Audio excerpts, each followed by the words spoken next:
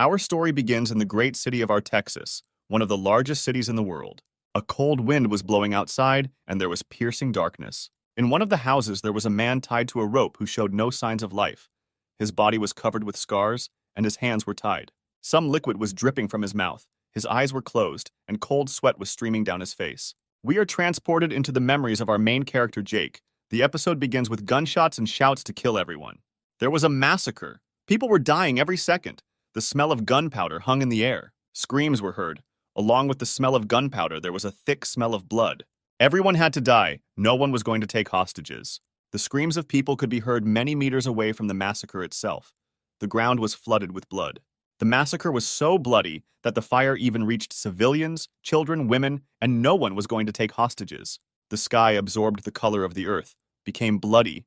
Mountains of corpses lay on the ground, and the smell spread throughout the body until it made it tremble. Among the entire crowd, one man could barely stand on his feet. This was our main character. The man was next to a woman who was holding a small child in her arms and trying to protect him from death. The baby was exhausted. All his bones were visible. He was sobbing. His mother hugged him tighter and tighter. Jake's gaze was cold, but at the same time pitiful. His tears turned scarlet. Suddenly, the man woke up, panting alarmingly due to lack of oxygen. He opened his mouth and tried to pull higher. Drool flowed over his lips and screams were heard. His entire body tensed, every muscle trying to rise up to survive. Jake raised his legs to loosen the noose around his neck. He pressed his feet to the ceiling and pushed with all his strength. Suddenly, a rope flew out of the ceiling, and our main character fell straight to the ground. Lying on the ground, the main character did not show any signs of life for several seconds. His body was tense, when suddenly he grabbed it and began to spit, trying to inhale as much air as possible. A few minutes later, he lay down, held his breath, and exhaled with some bitterness. He was dissatisfied. There were 2 syringes and 2 pills on the windowsill. The syringes were empty, the needles were wet. Having pulled the rope out of his neck, the main character thought that he was useless because he could not die. Throwing a rope around his neck, the body of the main character appears before us, which speaks for itself that he has experienced a lot. It's a weekday, everyone is going to work, some kind of pain is felt on people's faces, and in the background on huge TVs, there is talk that some creatures have been discovered in some cities of your country. There is also a story going around in the metro that the police are doing everything possible to understand the reasons for the appearance of strange creatures. The population of the cities is in panic. The journalists showed what was happening in the cities and also added that the government would soon provide all residents with a shelter where they could hide from the monsters. The city is in turmoil. It would seem that until recently everyone lived a normal life, but everything changed literally overnight. The man, wearing a hood and trying to hide his face, remained thoughtful. Anxious cries of people were heard in the building. When he thoughtfully approached a shelf with some liquids, a cold sweat ran through his body. Someone was watching him. As soon as he drank water to quench his thirst, he heard some very strange sounds. They were rustling sounds. Suddenly, in the distance from the store, cries for help and screams were heard. A crowd of people tried to escape, some screaming for help, while others shouted for everyone to run and get out of the store as quickly as possible. The hooded man, looking at the rushing crowd, thought, but at the same time a smile appeared on his face. When the image of people tripping over each other suddenly appeared in front of him, a crash was heard. People were lying on the ground. Screams were heard when suddenly a monster with a knife jumped at them. Another monster appeared behind this monster. The man managed to get up and began to run away, shouting for someone to save him. The man with a hood on his head remained motionless. From the outside, one might think that he fell into a stupor after what he saw. The monster stood right above the man who was lying on the ground. He cried when he realized that this was his end. He could not even move from fear. 3 monsters were covered in blood. They were goblins. They were making some kind of animal roars. One of them had a knife. The other was holding a severed human hand in his mouth. And the third was enjoying the prey, looking at the lying woman. On the floor. The man was surprised. He didn't understand who they were. It even occurred to him that he had not yet recovered from yesterday's drugs. He couldn't believe what he saw. The goblins ran screaming towards him as soon as they saw him. They were driven by some animal instincts. They just wanted to kill. Suddenly, a creature attacked the main character, jumped up, making some strange sounds, trying to stab our hero with a knife. The man, looking back and seeing a strange creature flying towards him, took a deep breath. When he suddenly hit the goblin flying towards him right in the head, throwing him back several meters. The goblin, flying away in shock, did not understand how an ordinary person could resist him. Having sent the creature, incomprehensible to man, to flee, it fell upon 2 other fleeing monsters, knocking them to the ground. Jumping up from the ground, they looked at the unarmed man, screamed, shouted, and drooled, wanting to eat him. Behind Jake stood two more goblins, who were directly above the lying man, dousing him with their disgusting slime. Jake suddenly remembered that yesterday he did not use drugs, but tried to hang himself. But now he had even more questions about what these creatures were. Suddenly, the goblins standing behind our main character ran towards him, and with them the monsters who had come to their senses in front of him also headed towards the main character. They screamed and shouted, running towards our protagonist, looking like rabid wolves, driven solely by bloodlust. Our hero had experience in combat, so the attack did not bother him. He threw a bottle of water at one of the attackers, hitting him right in the head, and he fell. Suddenly a battle began. The goblins, one after another, moved away from our hero. He demonstrated high hand-to-hand combat skills. When suddenly one of the goblins was next to him, it seemed that Jake was done. But this was not the case. The man dodged. He was wondering what they were trying to do. Grabbing one of the attackers by the hand holding the bat, he punched the monster in the face. The blow was so powerful that even the second goblin behind him flew away. Jake thought it was a dream. At the moment of contact between the two goblins, the protagonist redirected the weight of his body to the side, thus throwing the two goblins straight to the ground. They couldn't stand up. Their injuries were painful. They couldn't even get up from the ground. At this moment, the goblins retreated one after another. Our main character threw them in different directions. His single blow was so powerful that even after one blow, they could no longer get up. When he suddenly grabbed the knife in his hands, his movement seemed so piercing that it could even cut through the air. Standing on the mountain of creatures, he swayed, thinking that he had wanted to die for so long, but he simply could not do it. But now he realized that fate was preparing him for this.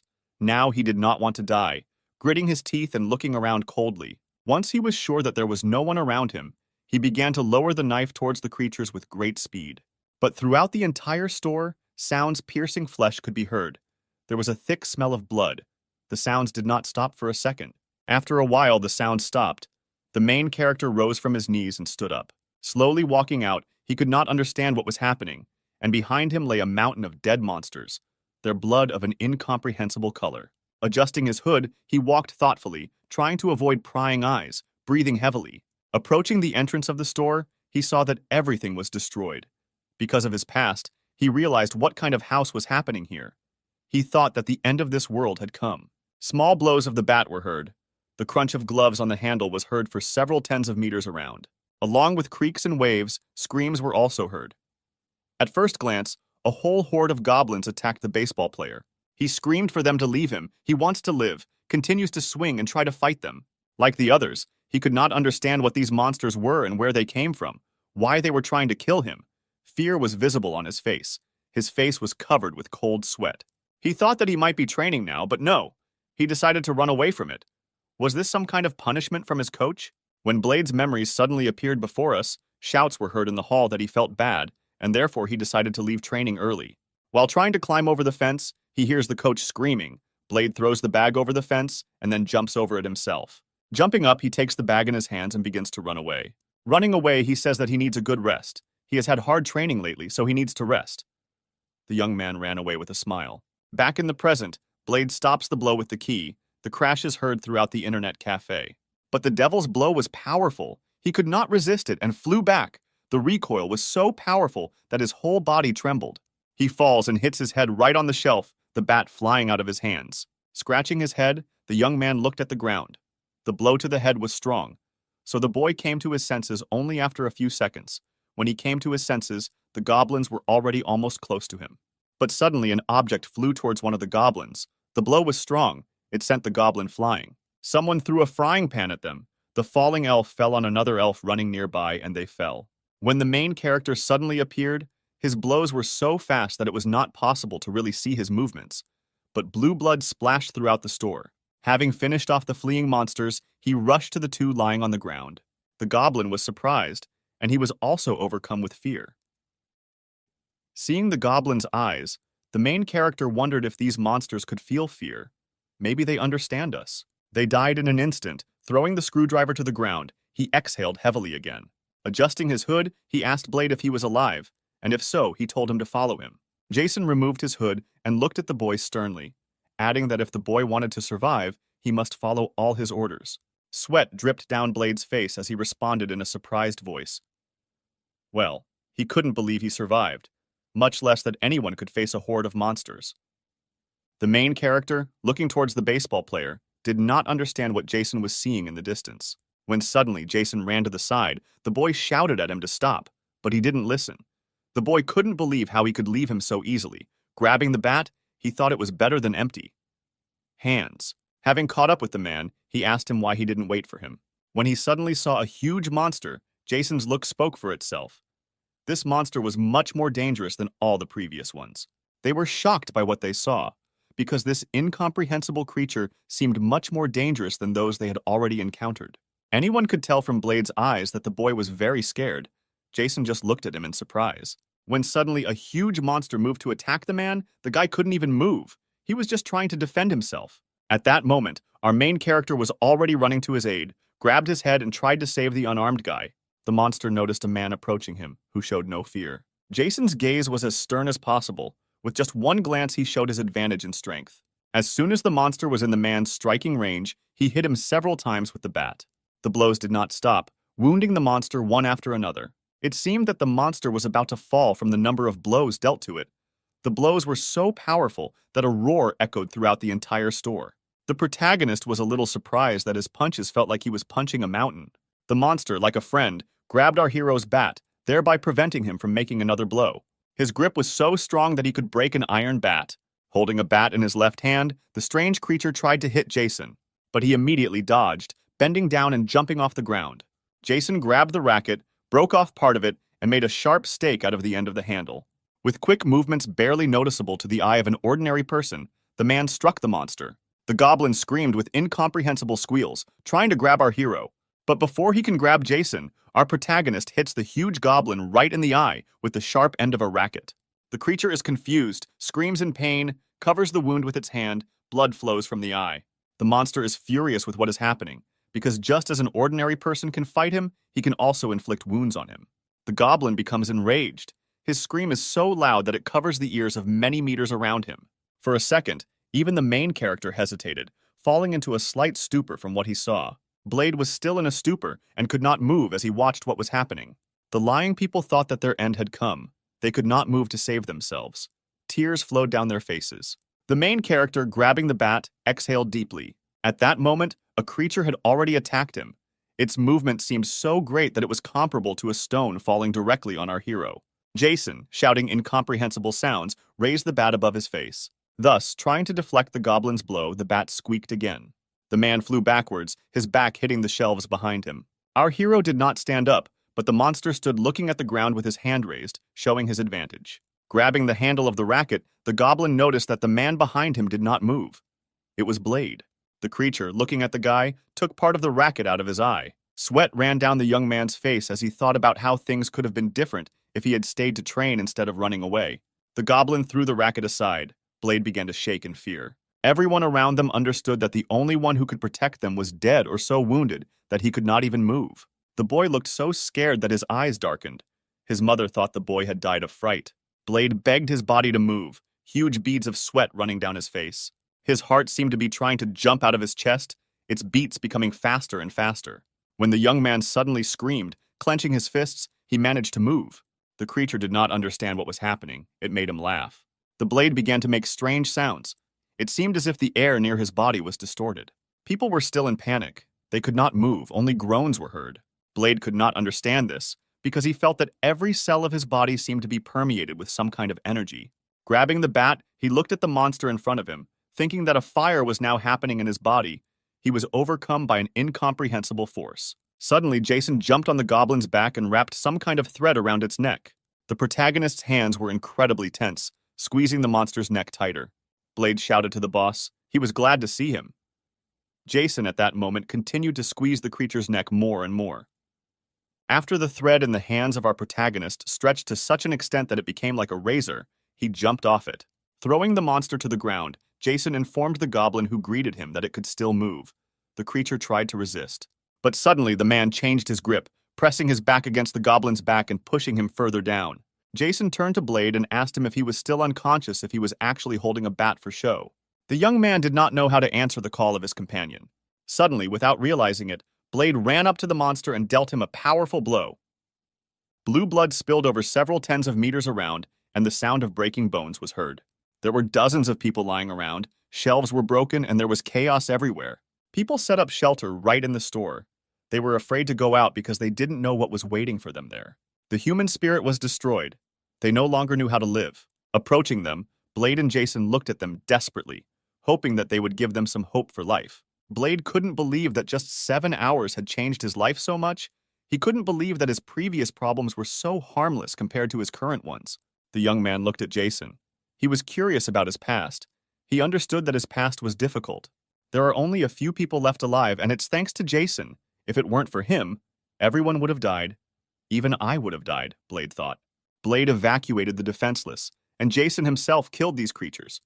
There was not a drop of confusion in his gaze, only confidence. Everyone panicked, but not our main character. He easily defended one department of the store after another, but to Jason, the situation seemed as absurd as possible. Looking at Blade, our main character asked him to take off his gloves.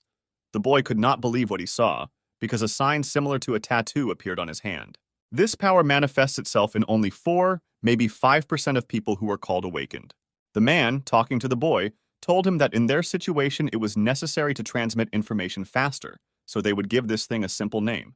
Naturally, the young man agreed to this. Taking part of the goblin in his hand, the main character added that most likely this mark is somehow connected with these creatures, but he does not yet know how. He also added that some properties can be consulted by telephone. Jason ordered Blade to transfer all the goblin corpses to the meat department of the department store. The young man was dumbfounded by the order because he had never had to do this before. He was tired of corpses. The guy reasoned that he probably figured out why Jason needed the bodies in one place, because he was covered in blood, and in principle, generally speaking, he probably understood why he needed them. At this moment, the man experienced his new strength. He also shared the information he knew with others. Despite the panic, people believed the man standing in front of them because they considered him a hero who saved them. After all, if it weren't for him, most people would have died at the hands of monsters. Moreover, he recently taught a lesson to 3 attackers who tried to take advantage of the panic, and thanks to this, people began to trust him even more. Standing in front of the people, he wanted to share more information with them. When suddenly a woman in a white robe stood up and showed a sign. He was wondering what it was. Blade remembered that this woman was trying to resist those people who wanted to take advantage of the situation and cause even more panic. At that moment, Jason put on his hood and began to tell him that in order to survive, you need to think only about yourself. But he was going to talk about all the eels, and also added that there was no point in hiding information because the end of the world was approaching. He also released several crystals. The woman was interested in this and she asked the guys what crystals they were just talking about. The man, making a stern face, began to talk about crystals. After his story, many were shocked, because how could there be crystals in the bodies of monsters, and why do they need them? He also added that with the help of the phone, you can see the characteristics of both monsters and people, and crystals are needed to improve their own characteristics. He also added that they need to leave here. But the woman objected. The main character began to explain that this was just a temporary shelter. The monsters would soon arrive here again. But the woman objected that the situation outside could be much worse than now. But Jason, without letting the woman finish, said something like no one would come to save them, since no one had even tried to get in for 6 hours. And how could he say that the situation outside was worse than here if she wasn't there? There was. The main character stood in his position to leave this store as quickly as possible, but the woman continued to challenge this position. The woman began shouting that at that moment this place was safe, that not everyone would be able to move quickly, that there were children, old people, and wounded people in the store. Jason suddenly looked worriedly at the entrance. He shouted to everyone to move away from the entrance. No one understood why they should leave. Suddenly, it was as if there was an explosion. The entrance shattered into pieces. People fell to the ground. Blade and Jason immediately realized what was happening. The woman was in shock. A huge monster appeared from behind the broken body. It was larger than the previous one. The roar it made was much more terrifying than that of that huge goblin, and its mouth was larger. Jason said in despair that everyone should stay in their places. This creature is more dangerous, much more dangerous than the previous one. But in just a few moments, with just one blow, several people flew into the air, pouring blood all around. Blade's hand began to glow with a blue aura again. He gathered everything in his hand to attack the monster. Suddenly, the monster flew away, hitting its back against a concrete wall. He continued to push the monster against the wall with his increasingly strong force. But the energy took a lot of strength from Jason. He felt that his strength was gradually leaving him. He said that the monster appeared just in time because he wanted to test his new abilities. Everyone was surprised by the strength of our hero. They compared it to the power of a tank. The woman in the robe, without hesitation, said that she agreed that it was unsafe to stay here. There was a crack in the wall, the roar of crumbling concrete, and the monster's body began to tremble. The monster managed to touch the ground with its foot. It tried to push off, gathering all the strength in its legs. Jason's face was covered with sweat because the strength was leaving his body. He thought that he would easily break his neck, since it was very easy for him to bend the iron between his teeth. His comrades realized that this would not last long. Jason shouted to Blade to get everyone out of here. The guy didn't know what to do. While Blade remained in a stupor, the monster began to scream. There was a roar. The monster was able to move, thereby reflecting its compressed aura. The recoil knocked the man back a little, leaving his body weak. An ordinary person would not be able to stand, having lost so much strength, but Jason's body was hardened after numerous battles and training. Suddenly, there was a loud crunch of sneakers across the floor. Blade took the weight in his hand and ran with it towards the huge monster. He screamed. He wanted to kill this creature and protect his comrade. Approaching the huge monster, he hit it, and a roar was heard from the blow. The young man was happy because he hit the target. And suddenly, he heard Jason yelling at him to be careful. Blade noticed at that moment that the weight had broken, which surprised him. Turning around after his companion screamed, he saw that this giant was about to attack him. When he tried to block the blow, something in his hand creaked, and on his face you could see the pain that Blade experienced at the moment of the blow. The monster threw the guy several meters away with its colossal blow. The guy even turned around several times, groaning in pain. The survivors were shocked by the power of the giant. They did not know what to do because all hope was broken. Blade lay on the ground, spitting out blood, and his body was in great pain. At that moment, Jason ran up to the monster. He thought that he had miscalculated his capabilities a little, which is why he got tired so quickly. Approaching the monster, he tried to gather his energy in his hand again. But when he suddenly realized something, he was shocked. At that moment, the monster was also approaching our main character. Jason quickly stopped and then jumped slightly to the side. Gathering enough energy in his hand, Jason smiled as if he was enjoying fighting these creatures. Raising his hand into the air, he began to release his aura, his face turning sinister. The monster was a little dumbfounded, making some sounds. It looked at the man. The giant tried to rush at our hero, but he jumped further to the side. There was a roar. Huge clouds of dust rose. Fragments flew in different directions, raising even more dust. At this moment, Jason stood happily on the pipe. He managed to hold on to it with the help of his energy. His face was satisfied. There was a loud crash and the wall collapsed. Jason was a little cautious, and there was a little weakness in his eyes.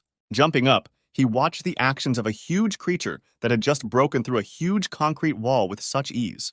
When he suddenly grabs a canister of fuel, at the moment of the battle, he could already look around and form a plan in his head. Opening the canister a little, he threw it straight at the monster, took out a lighter and lit it with a slight smile on his face. With his strong movement, he pointed the lighter directly towards the giant. An explosion occurred that directly hit the giant. The creature groaned in pain. Everyone was again stunned by what they saw, since they had already lost hope, when suddenly victory occurred. Jason immediately ran towards Blade, who was lying on the ground. She asked him if he was okay, to which he simply groaned and shook. The man asked the boy if he could move, to which the young man replied that he was in pain. Jason began to replay the situation in his head, because at first he did not understand how Blade recovered so quickly from such a strong blow. But suddenly, he realized that he himself could easily get up after the same blow. The woman asked the main character if everything was okay with him, if all the wounds healed so quickly. They realized that it was dangerous to be here, so they began to decide who would drive the car.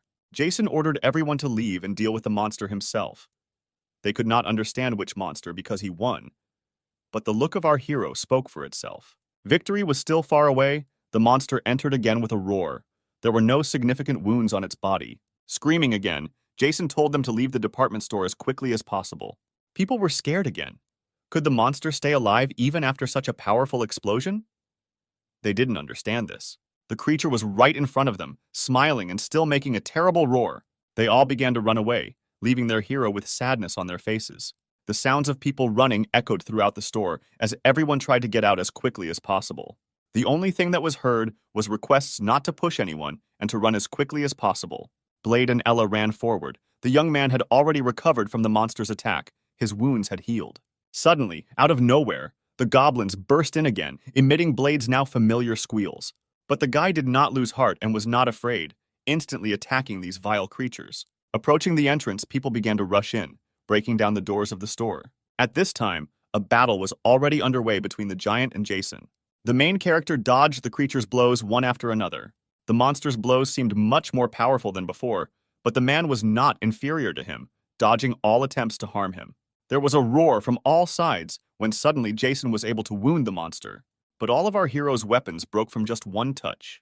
The man, looking at the giant, shouted at him to come closer and attack. The monster ran towards the hero.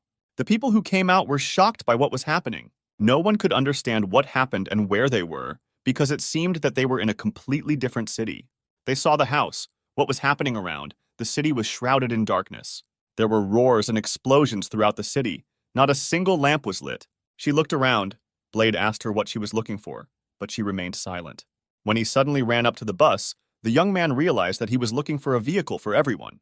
When suddenly a roar was heard out of nowhere, they saw a flying monster. The monster fell down and Jason fell on top of it, holding an almost broken knife in his hands. Grabbing the monster by the forearm, the main character tried to attack. An eerie sound was heard. It was the sound of a huge stone falling to the ground. The wreckage of the car scattered many meters around. Blade shouted to his boss in alarm. She looked frightened in the direction of his fall. Literally at the same time, Jason flew away. Jason uttered words of surprise and tried to stand up, blood flowing from his mouth. But the monster looked as if it had no injuries. It instantly rose to its feet, its skin as strong as steel. The main character shouted for them not to stay there, but to run away. Blade and Ella were shocked, their mouths hanging open. The man grabbed the pole, showing signs of laughter.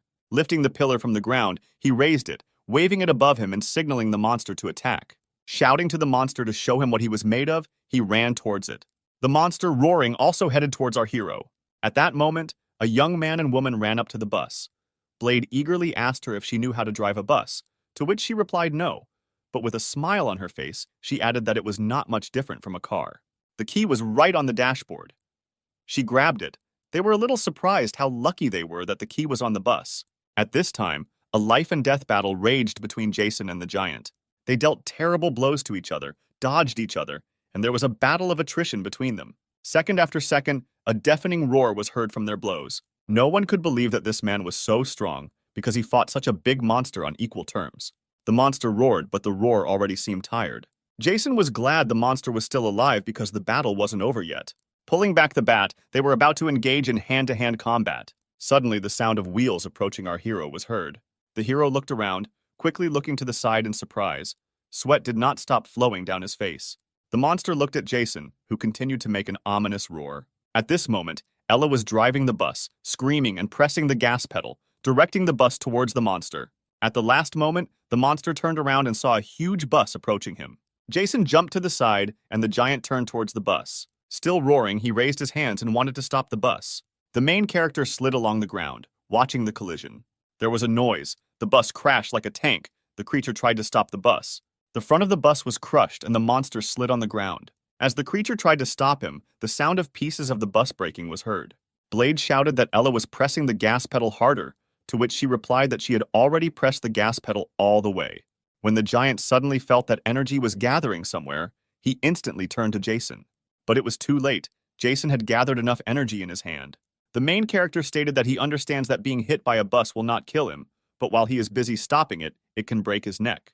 When the monster's grip suddenly began to loosen, the blow hit the entire part of the monster. A deafening noise was heard, and the bus stopped on its front wheels.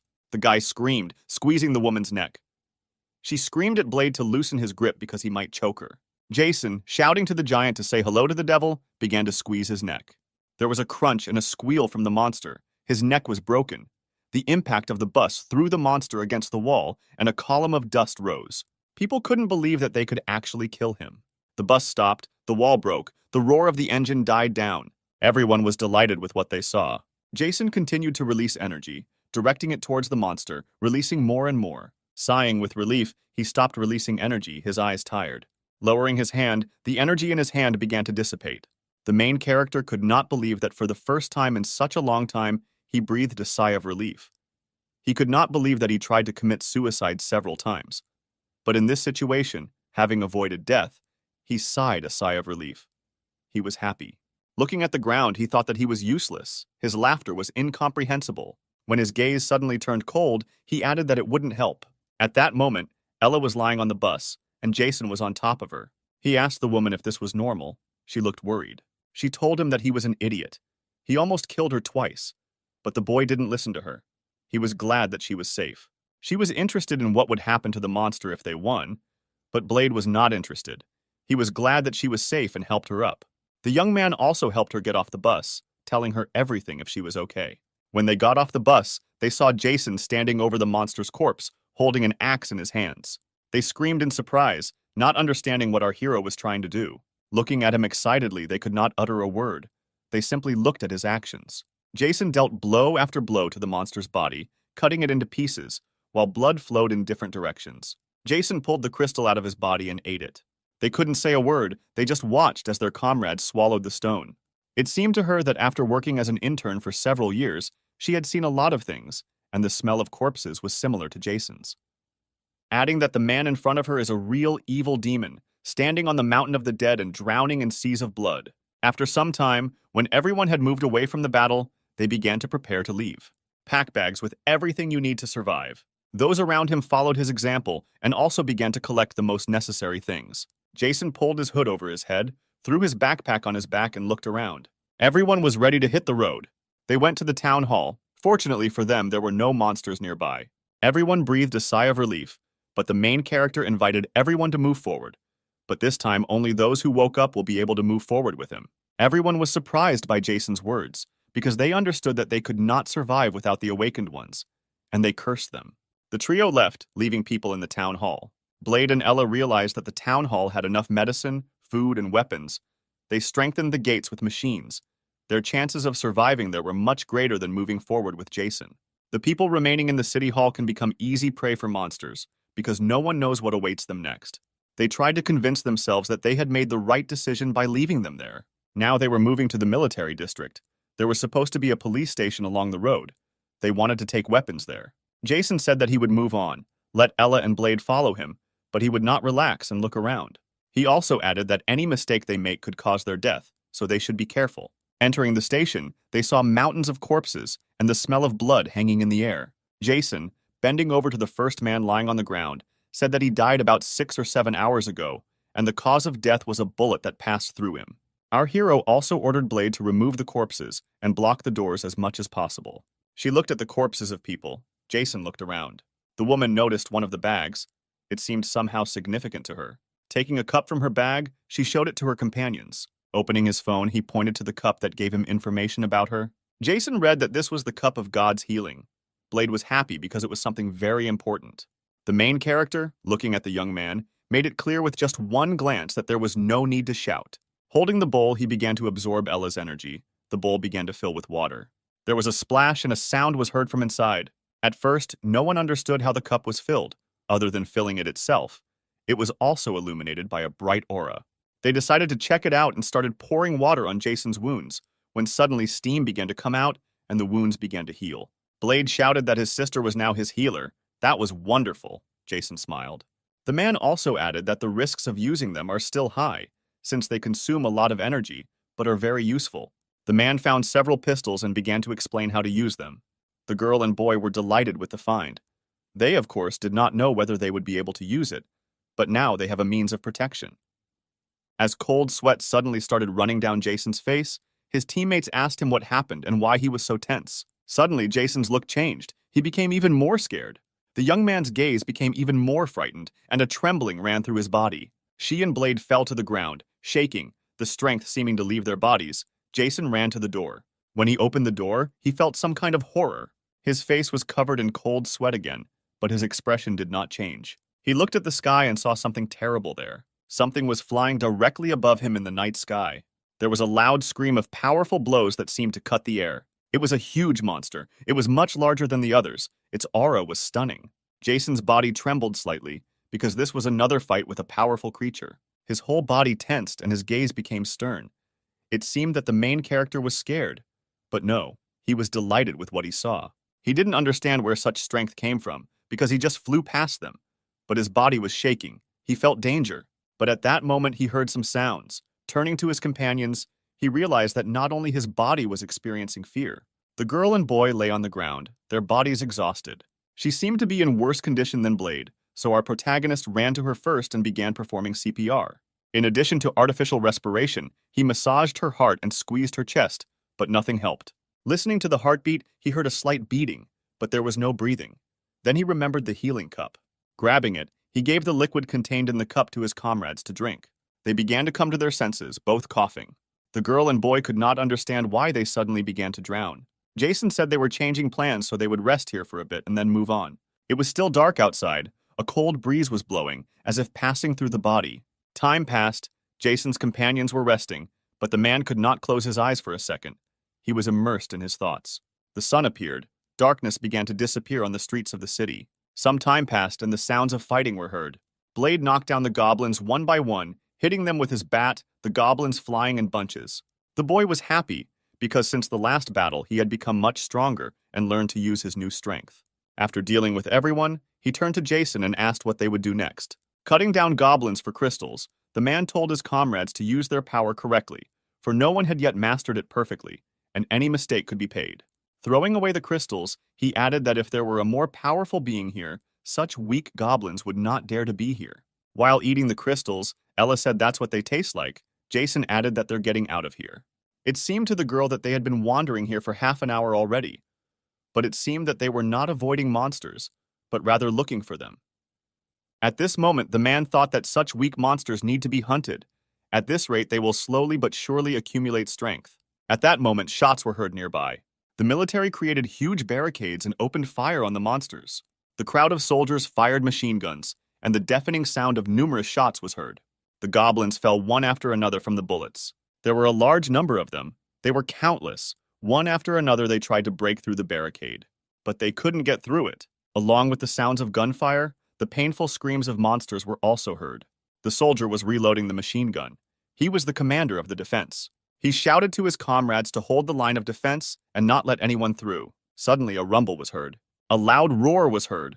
The small monsters turned around and a huge goblin appeared behind them. The soldiers were shocked by the size of the monster. When their commander suddenly shouted at them not to stop firing, shots were heard again. He also added that they took out grenades, and the bullets, one after another, pierced the body of the fat monster. Having taken out grenades and pulled out the pin, the soldiers, one after another, began to throw a huge thing in that direction. Explosions were heard one after another. The little goblins died one after another. One of the soldiers hit the monster directly in the head with a grenade, and an explosion occurred. A fire broke out on the creature's body. The heat seemed to burn the monster's body, but the flames began to subside, and its wounds instantly healed. The fat man breaks through the defenses, breaks the battle formation, and the military begins to retreat. Following the fat man, small monsters began to attack people, and people's screams were heard. The smell of blood rose into the air and red filled the ground. The commander shouted at them to move to the next line of defense. But the monster did not stop attacking people, killing soldiers one by one, when suddenly it found itself right next to its commander. But he managed to dodge the powerful blow, and the roar of breaking ground was heard. The monsters did not stop attacking. It seemed there would be no end to them. But the girl commander fought with the creatures that attacked her. Turning around and looking closer, the girl saw a large man approaching her. His body hesitated for a second.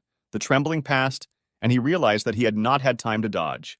The monster's hand was trapped right in front of the soldier's face. She didn't understand what happened. Jason was nearby, who stopped the monster's blow. The military brigade did not understand what was happening, how to stop the advance of the monster.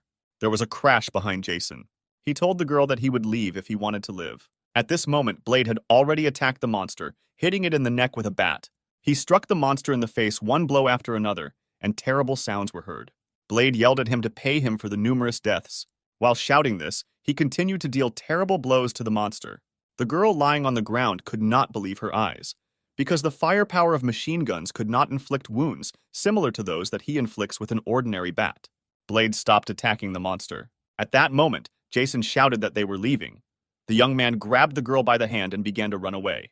While running away, the girl asked the boy what he was doing, to which he replied that the boss would finish him off. Taking the canister and opening it slightly, he waved it. He threw the canister, followed by the lighter, right at this fat man. Continuing to hold him in place with her incredible strength, a fire broke out. The flames began to spread, followed by an explosion. Moments later, the creature's entire body burst into flames. Running back to Ella, the woman explained to the soldier that clay hardens when it meets fire. but the soldier did not understand what she meant.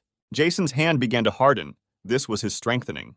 The flames began to subside, and the monster showed signs of healing. The fat man chuckled but did not move. At this moment, Jason was already approaching him, waving his reinforced arm.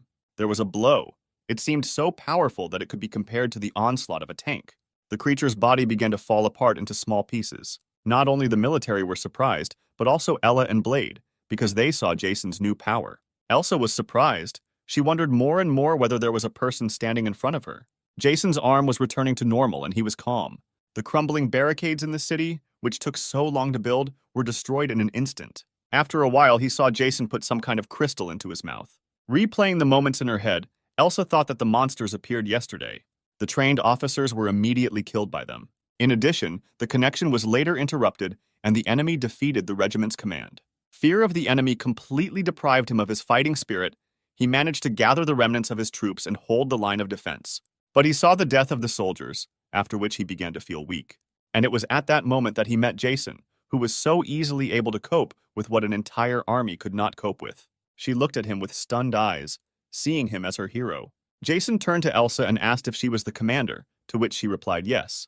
Jason added that they should prepare quickly because they need to get rid of the others. The main character also added that she will treat the wounded and Blade will help with defense. The lieutenant and the rest of the remaining soldiers had to cover them, but she shouted for our hero not to lead his horses or give orders because they did not know who he was. Without letting the girl finish, he added that there was most likely a commander inside because the goblin attack was quite organized, and if everyone had not been killed now, the attacks would have been repeated. Without allowing the commander to object, he ordered them to begin preparations for the attack. Seeing his strength, the military regained their morale and followed their savior. They rushed to the attack. Everyone followed them without any alarm. The woman couldn't even resist him because the orders were clear and her goals were clear. Taking the machine gun in his hands, he showed excellent shooting skills. Hit the target and kill the creatures one by one. In addition to his shooting skills, he demonstrated high hand-to-hand combat skills. They never stopped advancing. Jason's orders were successful. Elsa couldn't even imagine how he had such high shooting and hand-to-hand combat skills, as well as organized orders. When suddenly a crash was heard, Jason managed to protect the commander's girlfriend. He immediately stood up and looked at the raised dust. A demon appeared behind her, holding what looked like a staff. The girl asked the man if it was a bomb, to which he replied in the negative. The demon's gaze was terrifying, and his roar made the body of an ordinary person tremble. Our main character realized that he had found who he was looking for. It was the commander of this group of monsters. The girl began to sweat. It seemed to her that her body could not even move now. Because the feeling of oppression and pressure was strong, she realized that the bullets of this creature had absolutely no meaning. Jason immediately gave the order to take aim and open fire on the leader, covering him. The demon screamed with a loud roar, raising his hand. Many monsters attacked. This was the demon's order to them. But Jason had already accumulated enough energy to attack with a knife. Elsa started shooting at the monster without letting go of the trigger, but he raised a kind of curtain right in front of him. The bullets did not hit him, but stopped right in front of him. She didn't understand what was happening, because how could the bullets freeze in the air? But Jason had already dealt with the entire crowd of monsters that rushed towards their leader. He threw the knife charged with his energy directly into the center of his staff. The knife flew with incredible speed. It seemed that the speed was comparable to the speed of a bullet. The monster's invisible field split. The staff broke, throwing the demon back. Following the knife, our protagonist approached the monster to kill the demon. The battle ended. All the enemies were destroyed. The military were able to regain their line of defense. There was silence. The shooting stopped and everyone breathed a sigh of relief. Jason and Ella were helping the military. At that moment, Jason was resting on a bench and Elsa was carefully watching him. She thought that the man sitting in front of her was very strange. Approaching him, he seemed to be trying to say something, but could not speak first. Jason took the lead, telling her that she could ask anything, that this opportunity would never come again. The girl thanked him, but at the same time clarified how she knew his name. Our main character said that his grandfather was a brigadier general, and 5 years ago they met in the military district. Elsa began to remember those events, trying to remember Jason. Next to her were 2 generals. One of them was her grandfather, and next to the opposite general was a man. He suddenly remembered her cold face, which seemed creepy to him at that moment. The girl tried to ask her grandfather who they were, but his grandfather advised him not to ask about them anymore and try not to intersect with them, adding that their group has no divisions or ranks. They are like hungry wolves on the battlefield, killing everyone and everything. A small drop of sweat rolled down the girl's face. she realized that he was also a soldier. Elsa was surprised because in front of her was a member of a special squad, which is a taboo for commanders in military districts. Jason walked up to Elsa. Our main character offered him a deal and asked him to gather all the soldiers. There was noise and running around in the building when suddenly they stopped. All the surviving soldiers of this barricade stood in front of Jason and his comrades. The man will suggest to them that anyone can join him and move on, or stay and defend the camp. Telling them that this disaster affected not only their city, but the entire country. Both places are not in the best conditions, and some are even much worse. All the soldiers were in their own thoughts, afraid to admit that they would have to fight these creatures again. Some began to lose faith in life. Jason, taking the bottle in his hand, made it fly with his strength, and then squeezed it, demonstrating his superiority. The girl reasoned that she was able to adapt to this new world. She had met creatures much more dangerous than the ones they had seen. She asked him what they would get in return if they joined him. Jason responded with a creepy look and informed everyone that thanks to him, their chances of survival would increase to the next level, and that the information he possessed would also be available to them. Sometime later, Jason got into the truck. There were soldiers in that truck, but their morale was depressed. Elsa reasoned that the information they gave her was useful, but it was not enough. She needed to learn much more. Blade gave them useful information. The girl thought that if it had been just a few days ago, she would have sent Blade to a mental hospital for such nonsense. Blade revealed that the patterns on their hands distinguished them from ordinary people and that with the help of crystals they can level up. You can learn the characteristics of monsters through your phone by absorbing the crystals of strong monsters, which are shown to increase much more than if they were crystals of weak creatures. The Orc Crystal significantly increases knowledge of basic properties. Black Orc Crystal increases physical strength and skills, improves physical defense and strengthening skills. The Clay Monster Crystal increases skills, as well as physical defense and regeneration skills, and with the help of an upgrade, you can increase speed. Crystal of a Goblin Shaman increases supernatural powers, abilities, and magical stability. Seeing her strength, no one could resist Jason and the rest of the Awakened Ones. Elsa continued to reason. She was able to make a pill from various monsters. Using his phone, Jason checked the characteristics of the pill. Its characteristics were as follows. It slightly increases resistance to fear, recovery, concentration in battle, slightly reduces pain sensitivity, quickly depletes physical activity. Jason started talking about how even an ordinary group of trained people could handle weak monsters. But if there are superior monsters among them, then it will be difficult. Looking at the pill, he ordered that they try to make one for everyone to increase their chances of survival. She and Blade donned military uniforms. Blade asked Jason for permission to come up with a name for his team. Jason allowed him to take control with a smile on his face. Blade, gathering his courage, shouted that the name might be a bright path of morality hidden in the shadows, when suddenly someone from the shadows suggested simply M.O. M.O. translates as a mythical animal. He talked about himself.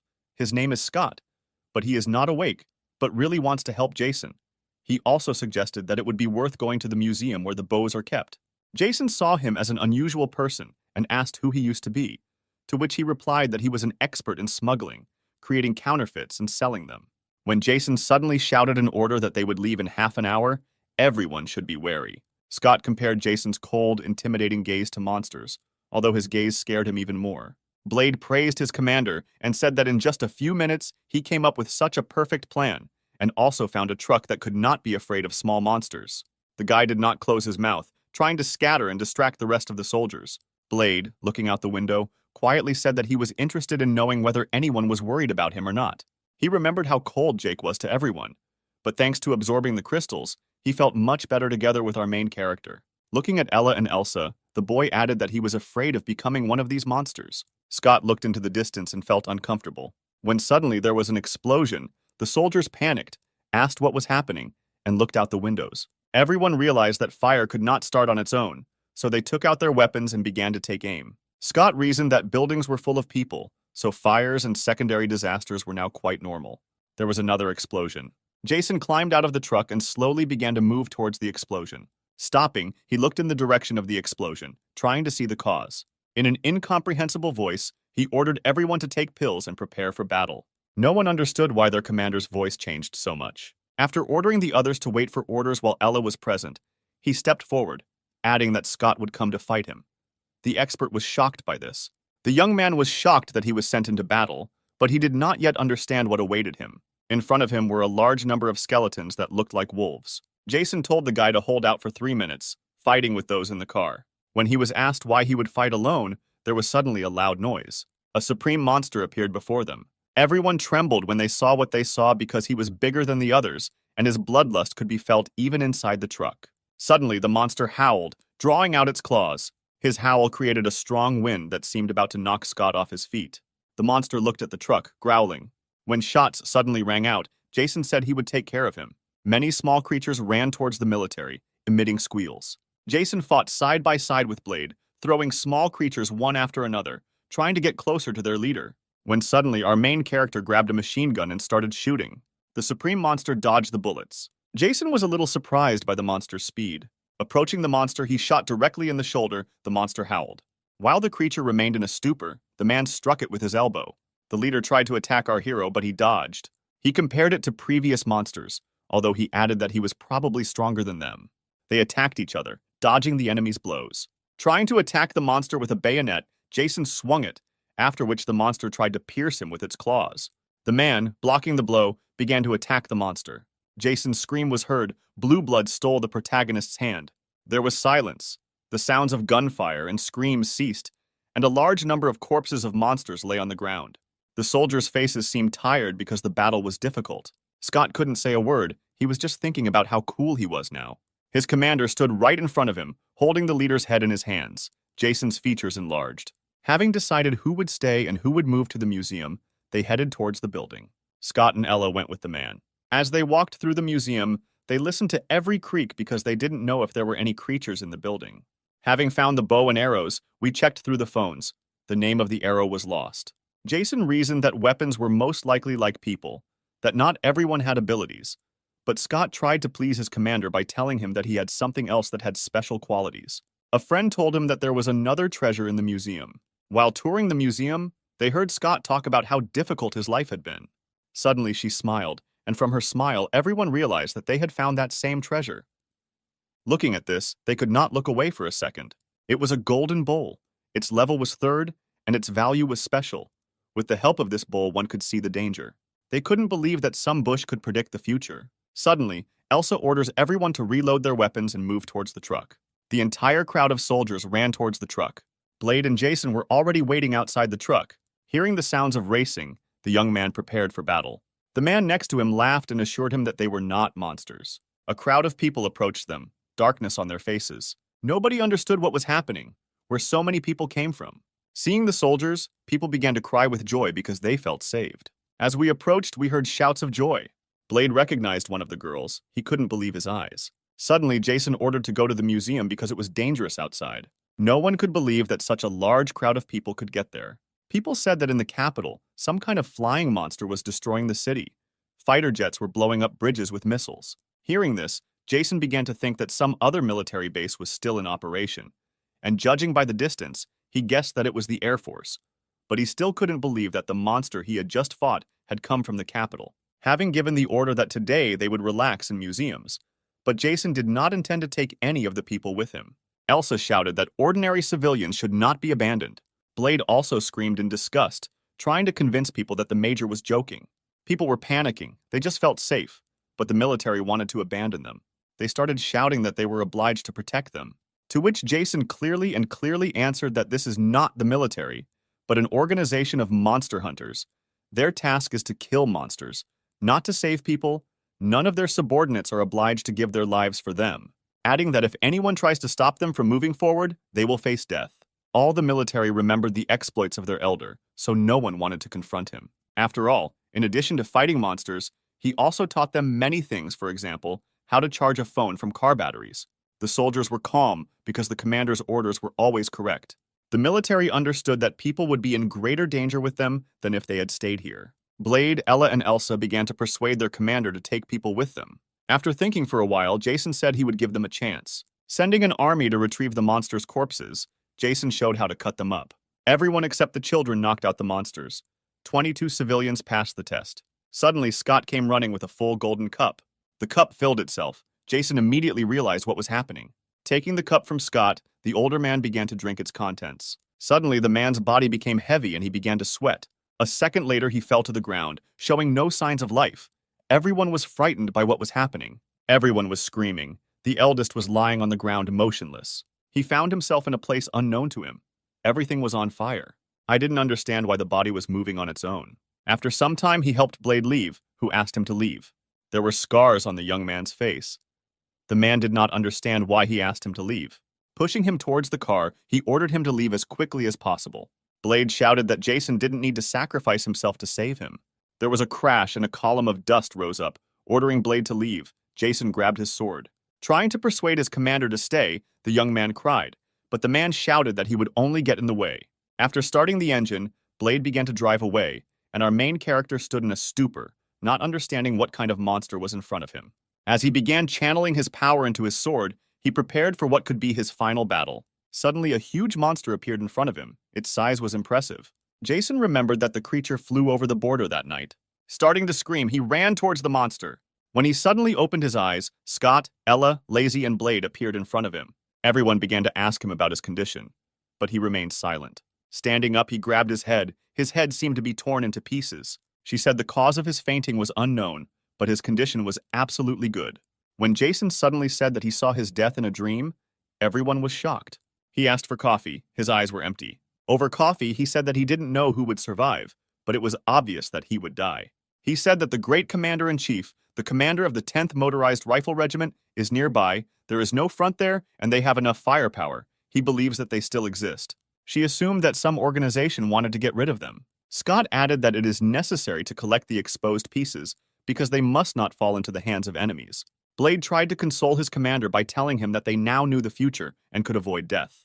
Jason looked at the ground and thought about how to change the future. After some time, our heroes were already getting into the truck when suddenly a racing roar was heard.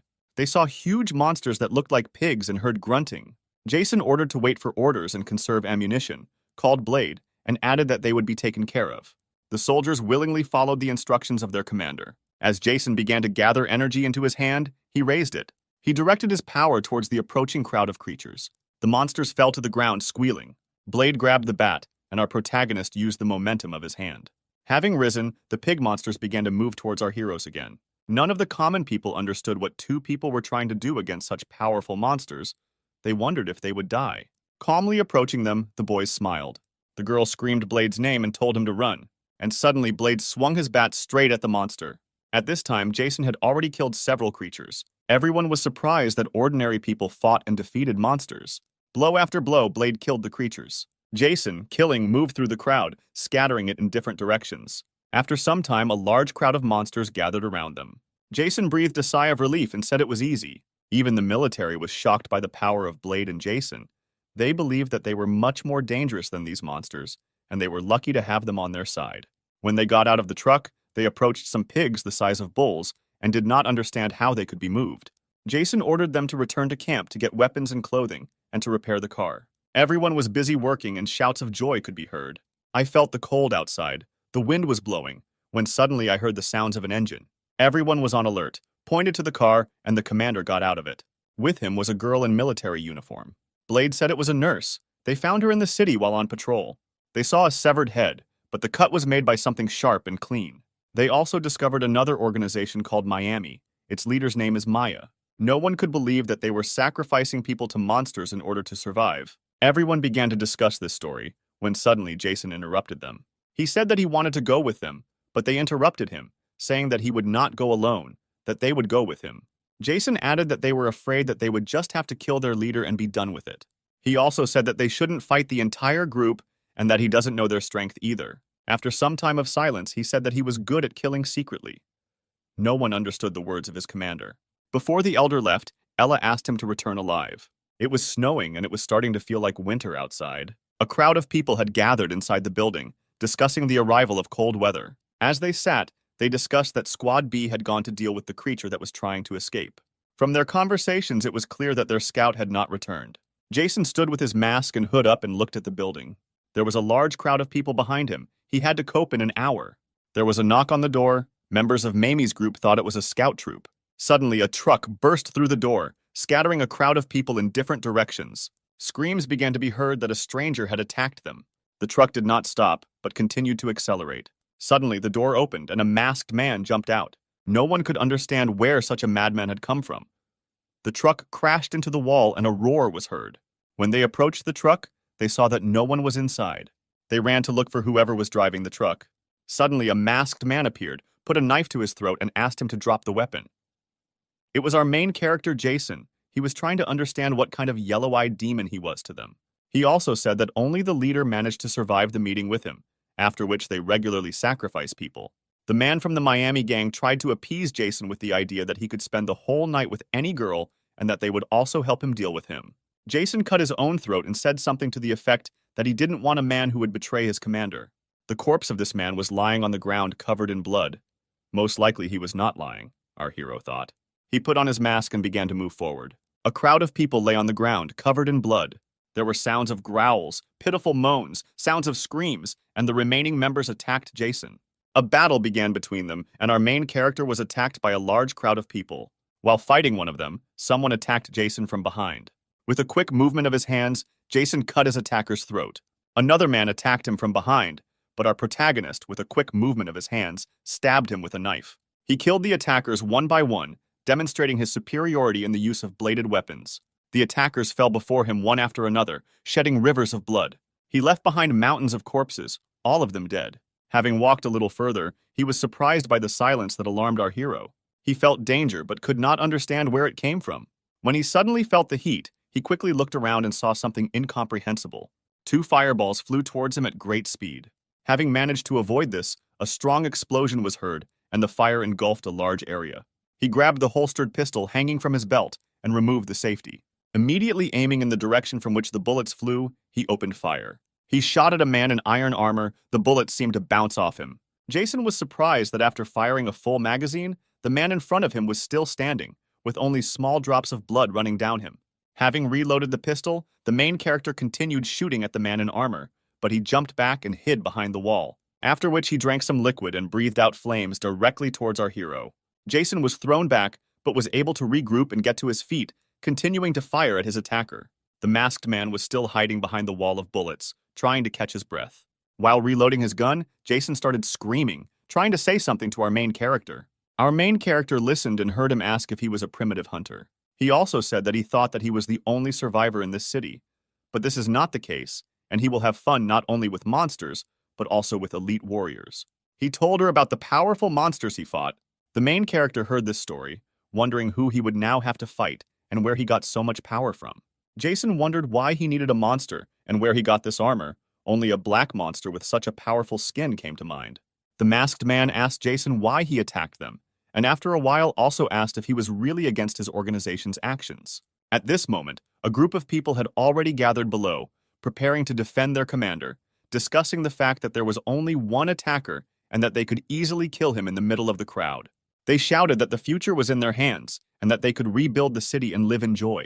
They shouted that they would create a hunting organization and rushed into battle with great enthusiasm. The masked man was glad that help came so quickly. Jason was not embarrassed by their number, because the more opponents, the more panic can be created, and our main character is used to fighting several opponents instead of one. The crowd shouted that they would now surround our main character and kill him. It would be easy for them, they thought. Having run behind the pillar, they saw no one, began to panic and shout that he was not there.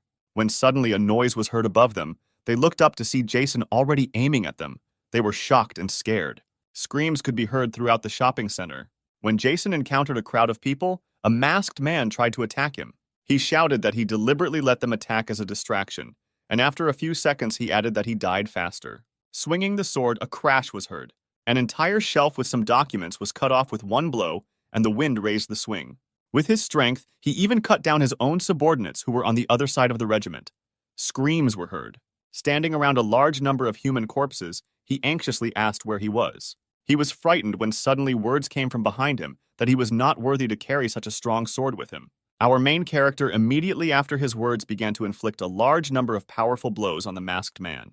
The blows were so fast that I couldn't even see them. Suddenly, without realizing it, he found himself face down in the air. Jason threw the commander headlong. There was a roar and groans of pain. Our main character held a sword in his hands and was surrounded by mountains of corpses, leaving devastation in his wake. The masked man lay down on the ground and asked where he got so much power. But our main character looked at him silently. He began to beg our hero for mercy, saying that if he joined him, he would receive a high status in his group, as well as a yellow-eyed demon. But our protagonist simply sighed. He repeated this again in a whisper in a trembling voice, saying that he begged her to have mercy and not kill him. But our main character answered in a cold voice that he refused. Spatters of blood spread out to the sides, even reaching the ceiling. Thanks to the victory over this group, our hero received the general's dagger, as well as firewater. Strange screams were heard in the streets. Our heroes stood in front of the masked man's subordinates and said that the awakened ones should become their dogs, and also give them a quarter of the crystals they received. But they shouted in response that they did not agree to become his subordinates and that they still served their commander Mayum. But Scott stood up and told those who didn't seem to understand the situation they were in to get angry. They told him that they had woken up, that he was an ordinary person, and that he should not look down on them. Suddenly, Jason released an arrow. It flew straight into the eye of the awakened former Yakuza deputy. He fell to the ground. Everyone who screamed was scared by this. Taking their hand and releasing the energy, Jason said that he wanted to skin them, but decided to lament that from now on, if they dared to kill a person or show any type of violence, they would be finished. They immediately agreed. They were also surprised by the strength of our main character. Jason quickly grabbed the arrow with his hands, showing his superiority. Having hidden the arrow, he added that now he would be informed about everything every 3 days. They immediately agreed. After a while, he told everyone to leave, and Scott stood there covered in sweat. This afternoon, there was silence on the street. A cool breeze was blowing. It was late autumn outside. Jason, standing in front of his subordinates, said that in a few days they would go hunting for the yellow-eyed demon. Everyone listened to him attentively. He showed images of this creature. Everyone was surprised by the power of this demon. In the video, he destroyed entire buildings with such ease that it was impossible to believe. They said that they didn't even have a chance.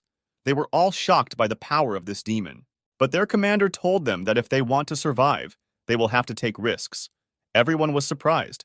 They could not even find the words to start arguing with our main character. He also added that this time he would not go hunting alone. A few days later, they held a meeting in the building.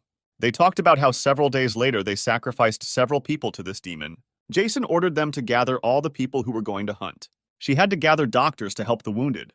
Holding the divine cup in his hands, he said that it would only be used specifically for the wounded. Jason and a squad of stormtroopers will clear the main area of monsters.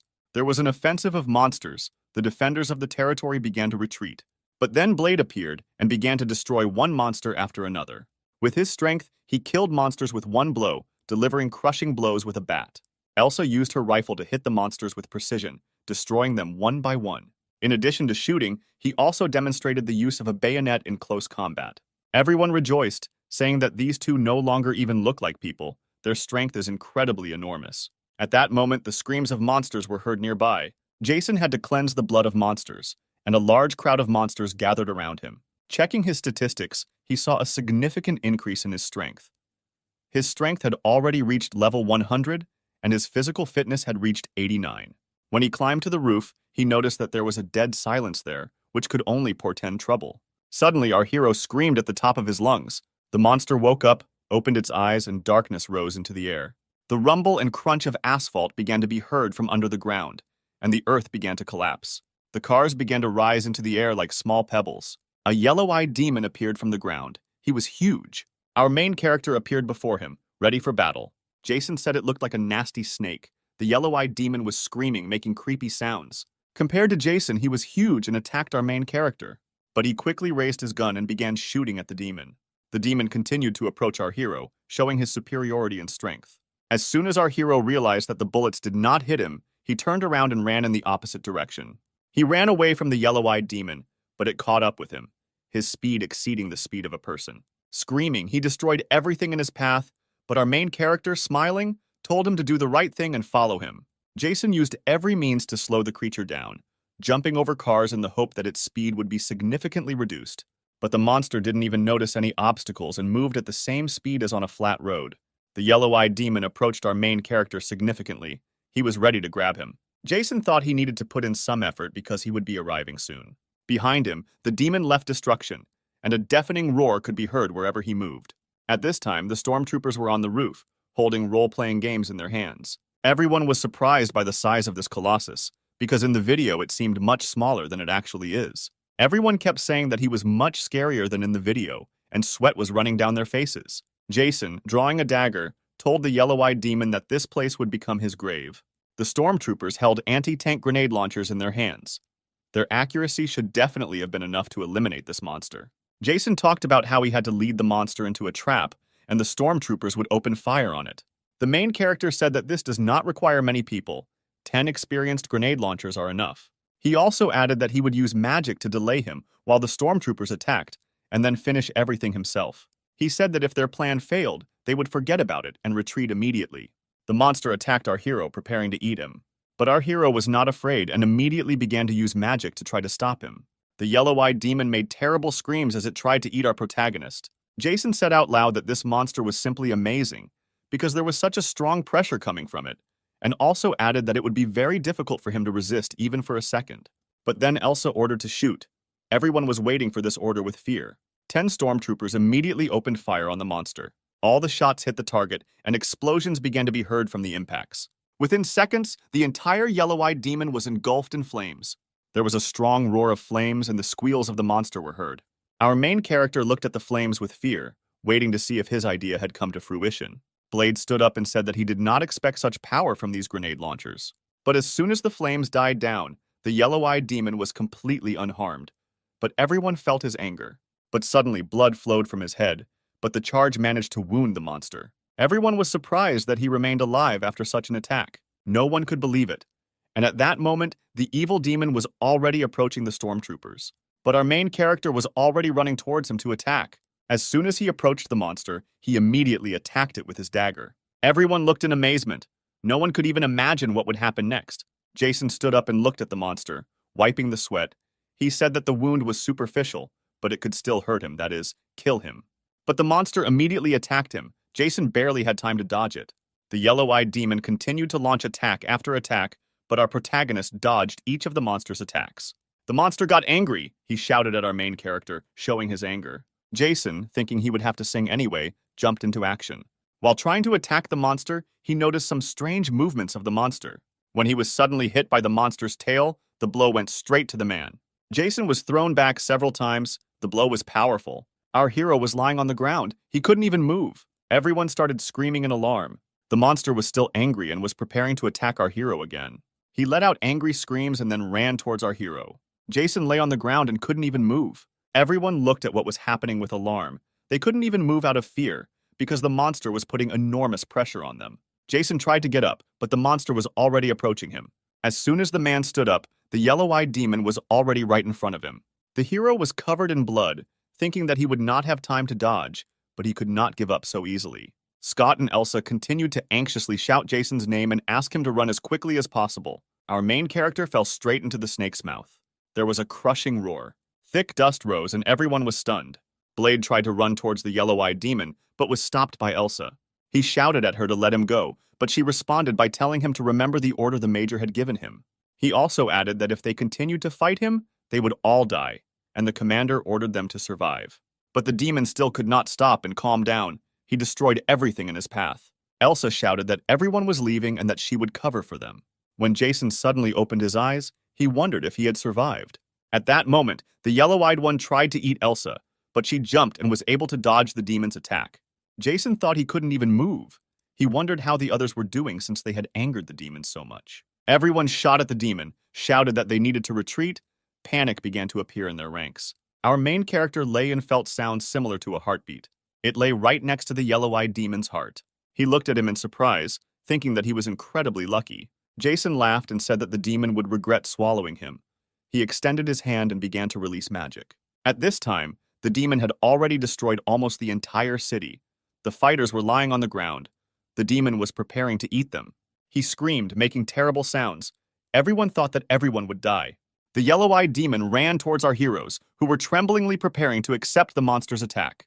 At this moment, inside the monster, our main character squeezed the snake's heart with all his strength. Suddenly, there was a crash and blue blood gushed out. The demon stopped right in front of our heroes and stopped making any sounds. Blood flowed from the mouth. No one understood what happened. Suddenly, the demon began to wreak havoc, spitting out blood. They felt as if the demon was being torn apart from the inside. She started screaming. Everyone was watching. No one could even imagine what was happening to her. Elsa said that they were lucky, and this was their chance to escape. And suddenly, the yellow-eyed demon spat on Jason. The snake was still screaming from the pain that struck him from the inside. Jason lay on the ground, bleeding. His whole body was wounded. Blade stood up and asked what was going on. Jason thought his heart wasn't completely broken yet. He needed to be killed as quickly as possible while he was panicking. The soldiers ran to him. They were glad that their elder was alive. They surrounded him and began to ask how he could survive. But Jason immediately interrupted them, saying that they had disobeyed orders. Having stood up and wiped off the blood, after a while he added that thank God they didn't leave.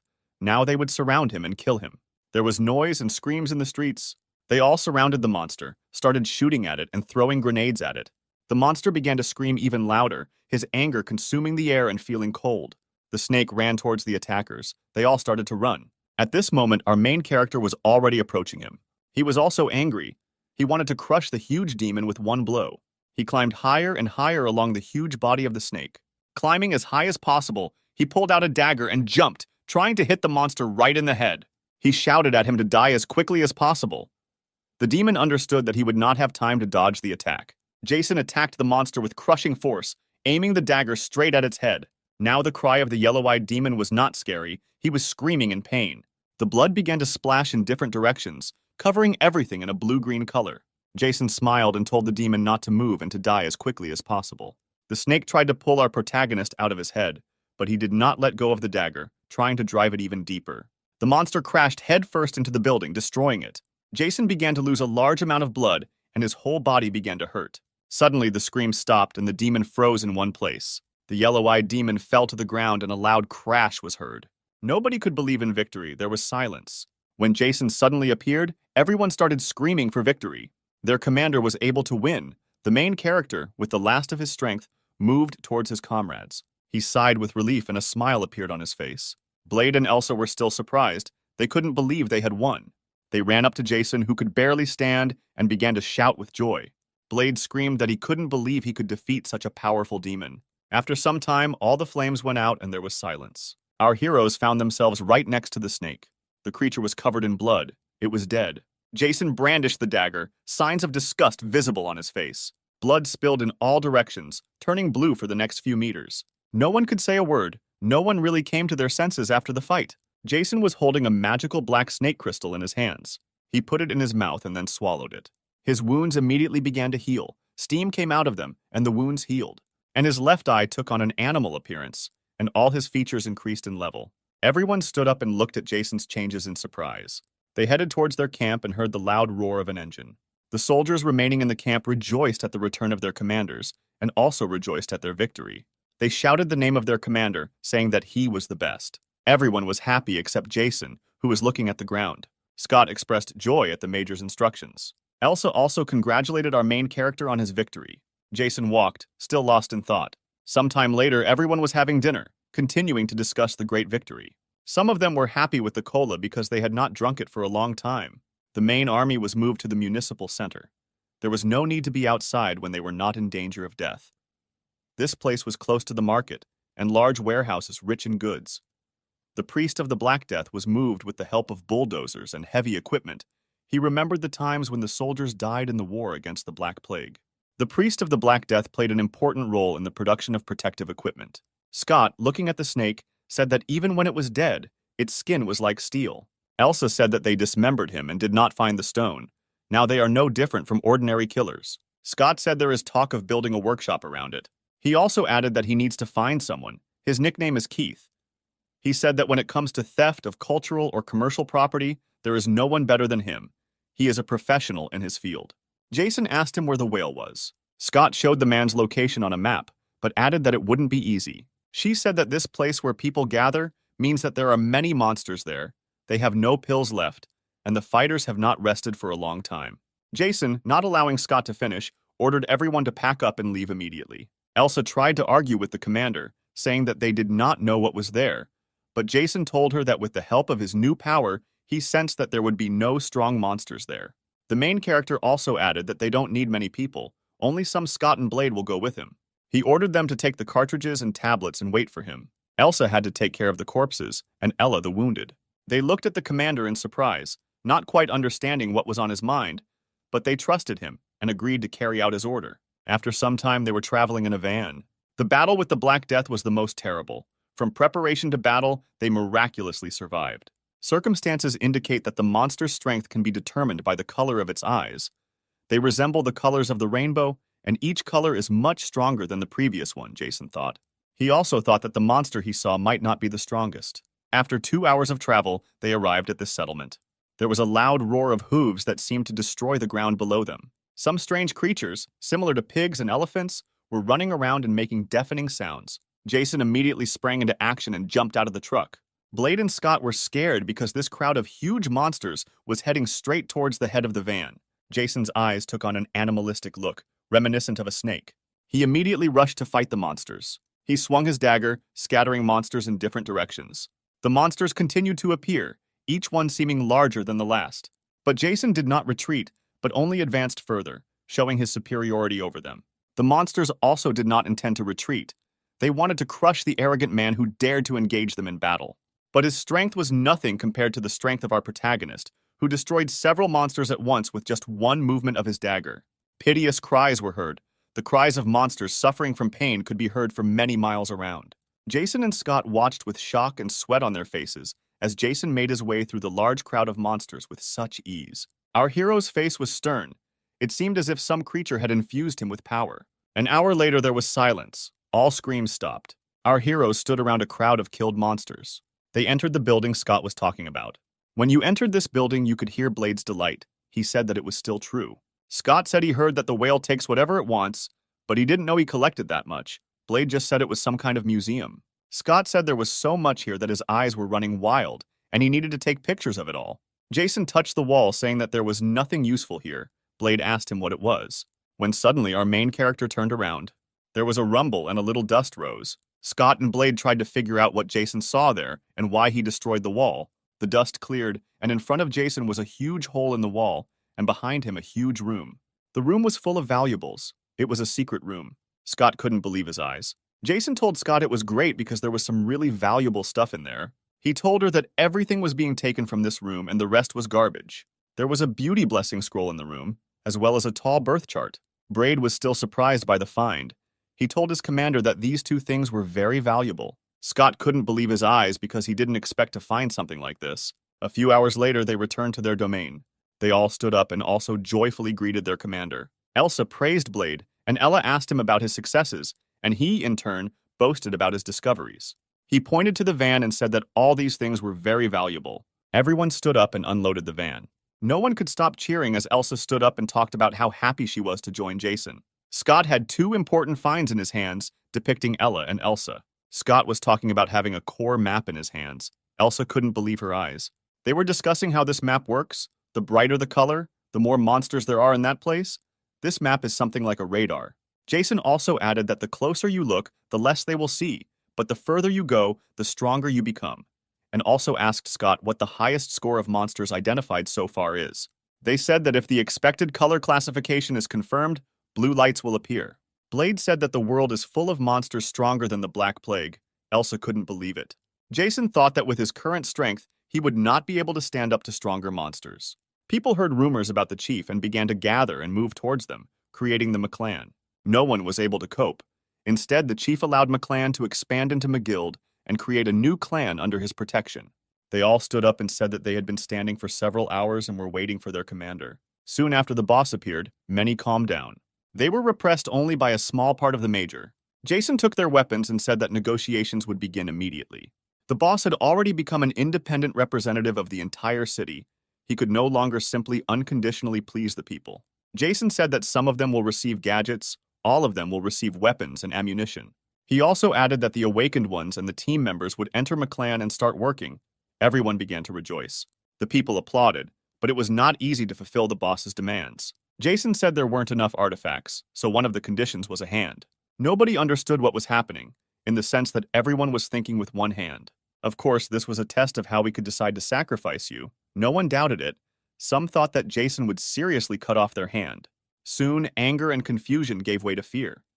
If a challenger scored more than 9 points, they were eliminated, leaving only 2 challengers. The woman and the man shouted their demands in unison. Jason, just in case, asked the people again which of them wanted to get weapons. He threw the dagger straight at the girl and the man. A multi-axis scream was heard. The dagger stabbed into the ground with incredible force, after which he returned to Jason's hand, and he in turn said that they should keep his hand in reserve.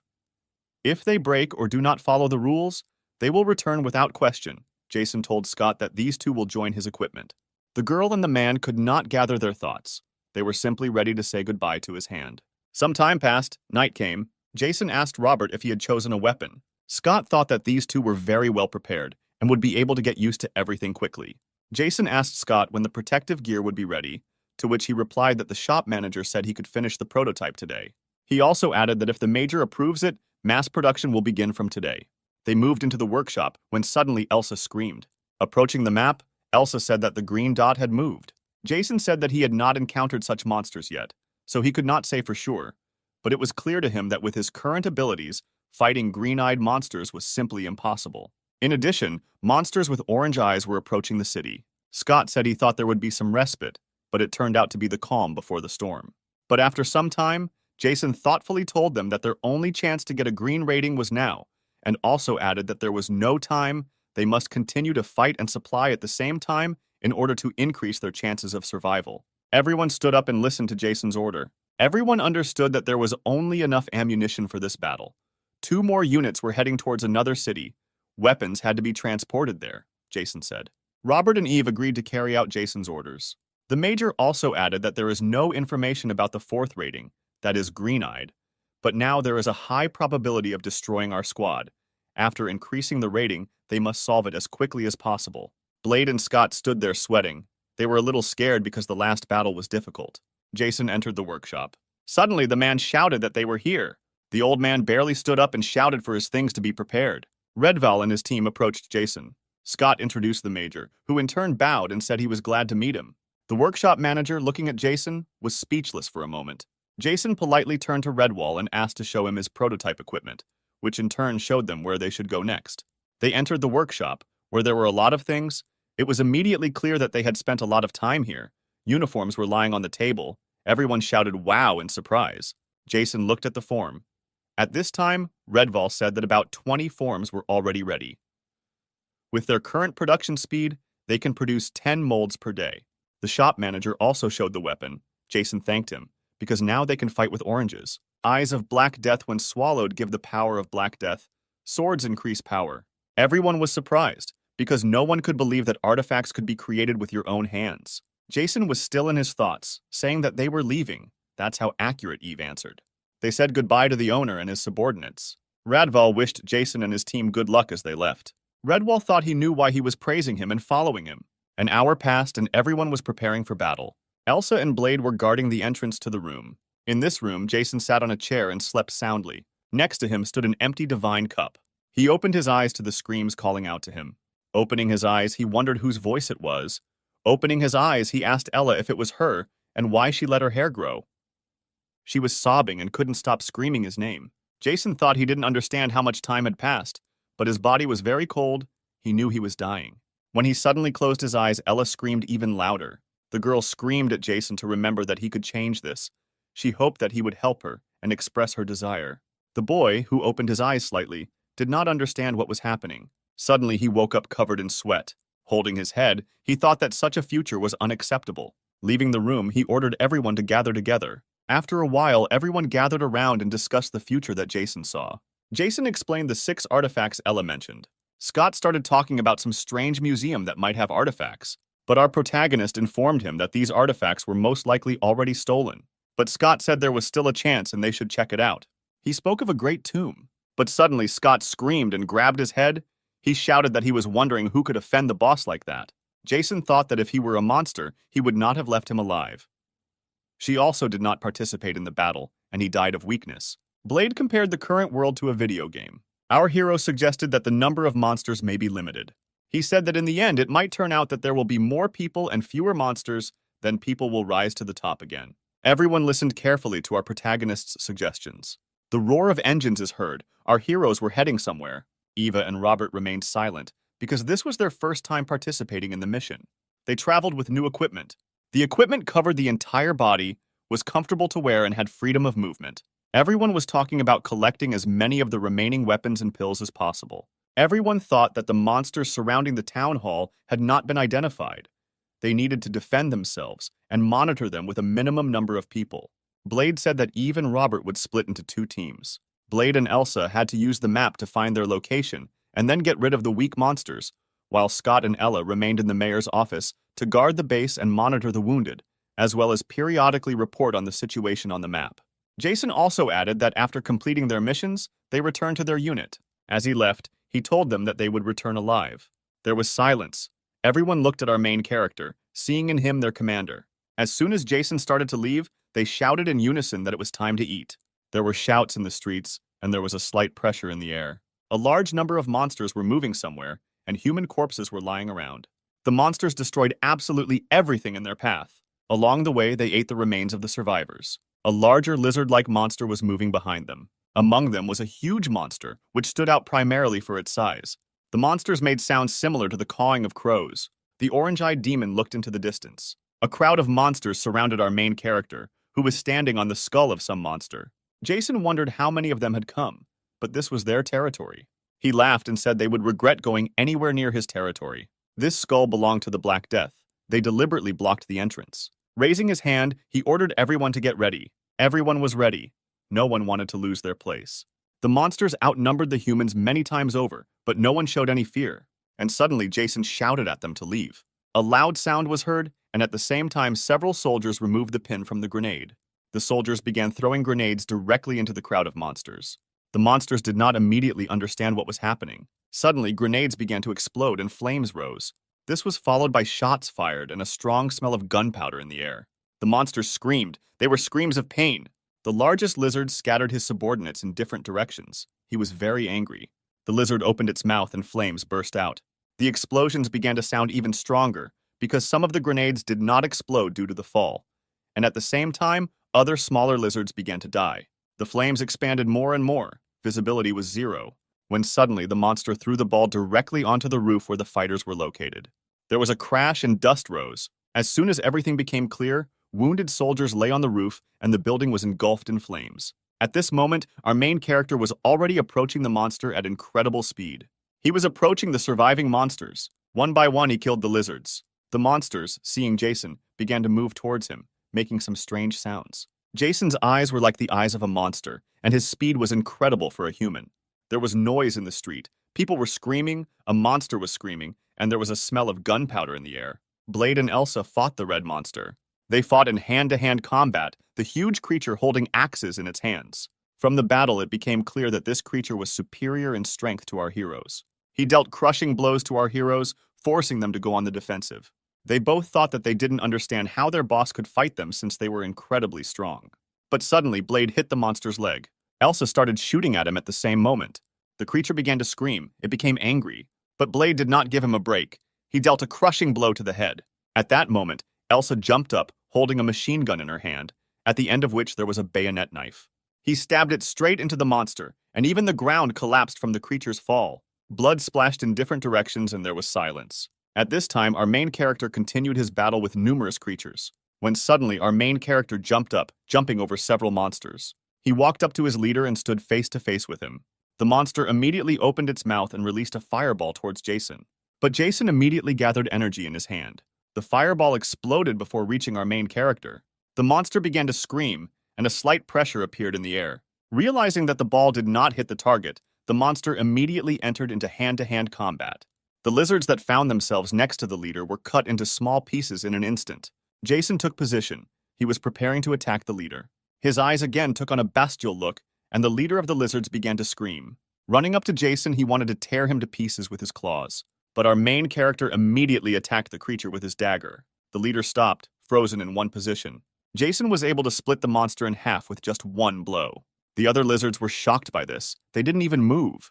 Jason smiled and said it was time to call it a day. After some time, silence reigned on the streets of the city. Some people were screaming from the building. After a few minutes, the screams stopped, and a large number of corpses lay on the ground.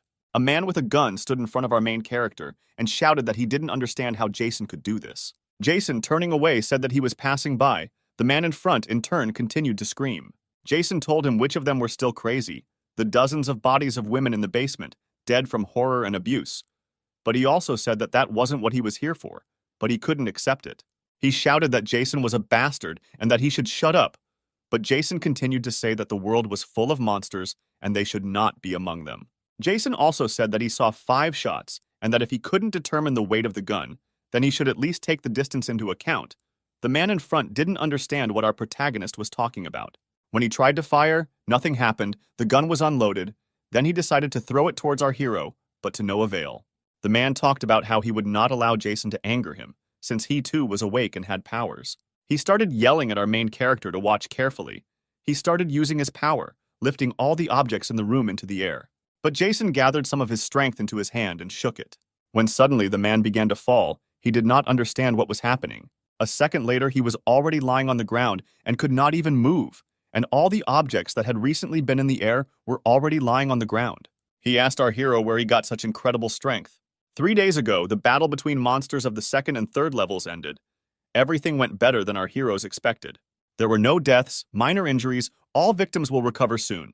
Everyone was pleased with the new ammunition they discovered. Jason praised his subordinates and also said that he was very glad that they were all alive. When Scott suddenly shouted that the boss should see this, he pointed to a place not far from their city. It had recently disappeared.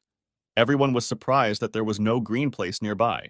They were discussing the fact that the monster had become invisible or moved off the map very quickly when Jason suddenly interrupted them, saying that someone was following him and might kill him. The others replied that this was impossible. Jason, interrupting them, said that perhaps the person who killed the green-eyed man would kill him in the future. He reassured his subordinates by telling them that now was not the time to talk, that he was now going to this city alone. He also gave orders that the main task was reconnaissance, as well as strengthening defenses and providing escape routes in case of any unforeseen events. Jason asked the man what he knew about the green-eyed monster and what happened 3 days ago.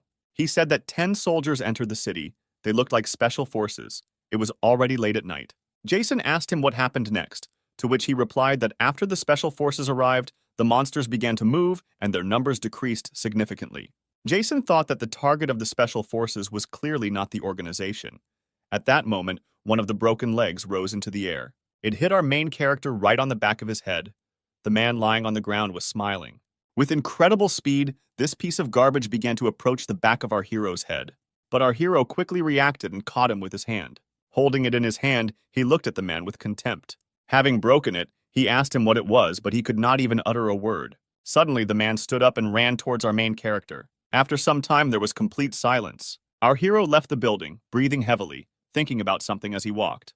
This guy was lying in the building. There was a piece of debris on the back of his head. He was dead. While walking down the street, an elderly man noticed something in the building. Approaching the building, he tried to see something. Once inside, he moved further and further. It was a meter. Some of the lamps survived. Jason thought he didn't feel anything, so most likely there were no monsters here, but some kind of anxiety did not leave him. It seemed to him that there was some kind of pressure in the air. It was the smell of blood. Walking further and further, he looked around. When he suddenly stopped in front of a large number of corpses, a stench hung in the air. Looking at them, Jason thought that they were mostly trained soldiers from the anti-terrorist unit. He looked at their features and thought about who could kill them all. His initial characteristics surprised our main character. All the skills he acquired were the same.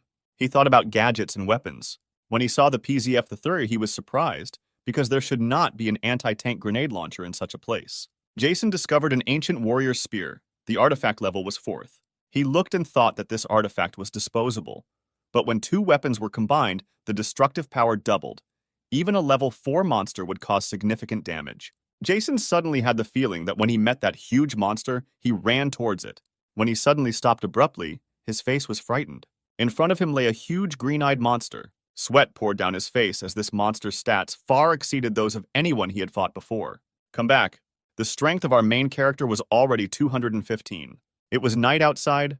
A cool breeze was blowing. Cries of surprise were heard in the corridor of the town hall. No one could believe that the green-eyed monster was dead. Because who could have done this? They said that they had a rather strong competitor. They also noted that in addition to their card, there was most likely another one. Suddenly, Jason received a text message on his phone saying he would meet him at the airport on March 3rd. Everyone reacted to this in the most violent way. Eve asked Jason if he was going to the airport. Robert said that the choice was simple, meet or refuse. He also asked the major if he would negotiate, to which our hero replied that he should avoid meeting with them. Scott began to sweat, saying that no matter how they saw it, there were many more of them. He thought it would be good to come to an agreement. They all said they probably don't need negotiations because they have no reason to accept them. Blade tried to make a joke to lighten the situation.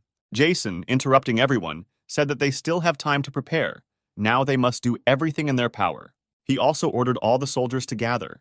It was still night outside, a strong wind began to rise, and the weather worsened, as if warning of an imminent home. Monsters also ruled China. There were a large number of them. Red monsters darkened the street, their bodies completely covered in fur. In front of them stood people in ancient Chinese clothes. One of the girls said that she didn't really want to act first. But the cold-faced man advised him to stop saying nonsense, that they were here to liberate Chinese land, not destroy it. She replied that they were just thoughts. The girl played some kind of melody, her body began to glow, and the energy overwhelmed the rest of the fighters. The fighters began to glow and become covered in some kind of light energy. General Haru ordered to move forward. As soon as he shouted the need to attack, everyone rushed into battle. The fighters seemed to float in the air, and their movements did not resemble human ones. A rumble began, and a strong wind rose. At that time, all our heroes were working. She supervised doctors. She was sweating because there were a lot of sick people there. She looked out the window and saw the wounded and sick soldiers arriving one after another.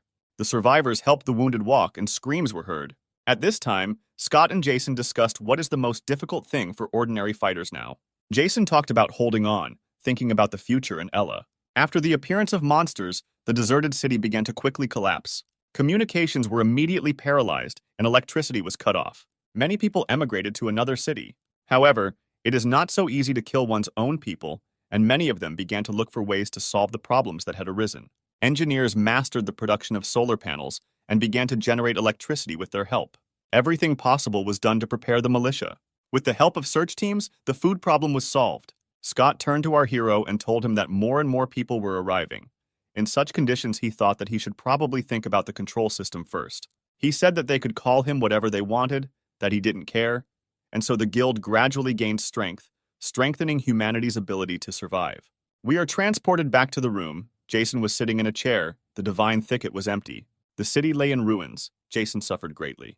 His whole body was covered with wounds and blood. He could not utter a word. He looked at the ground. His hand was on the ground, and there were some people nearby.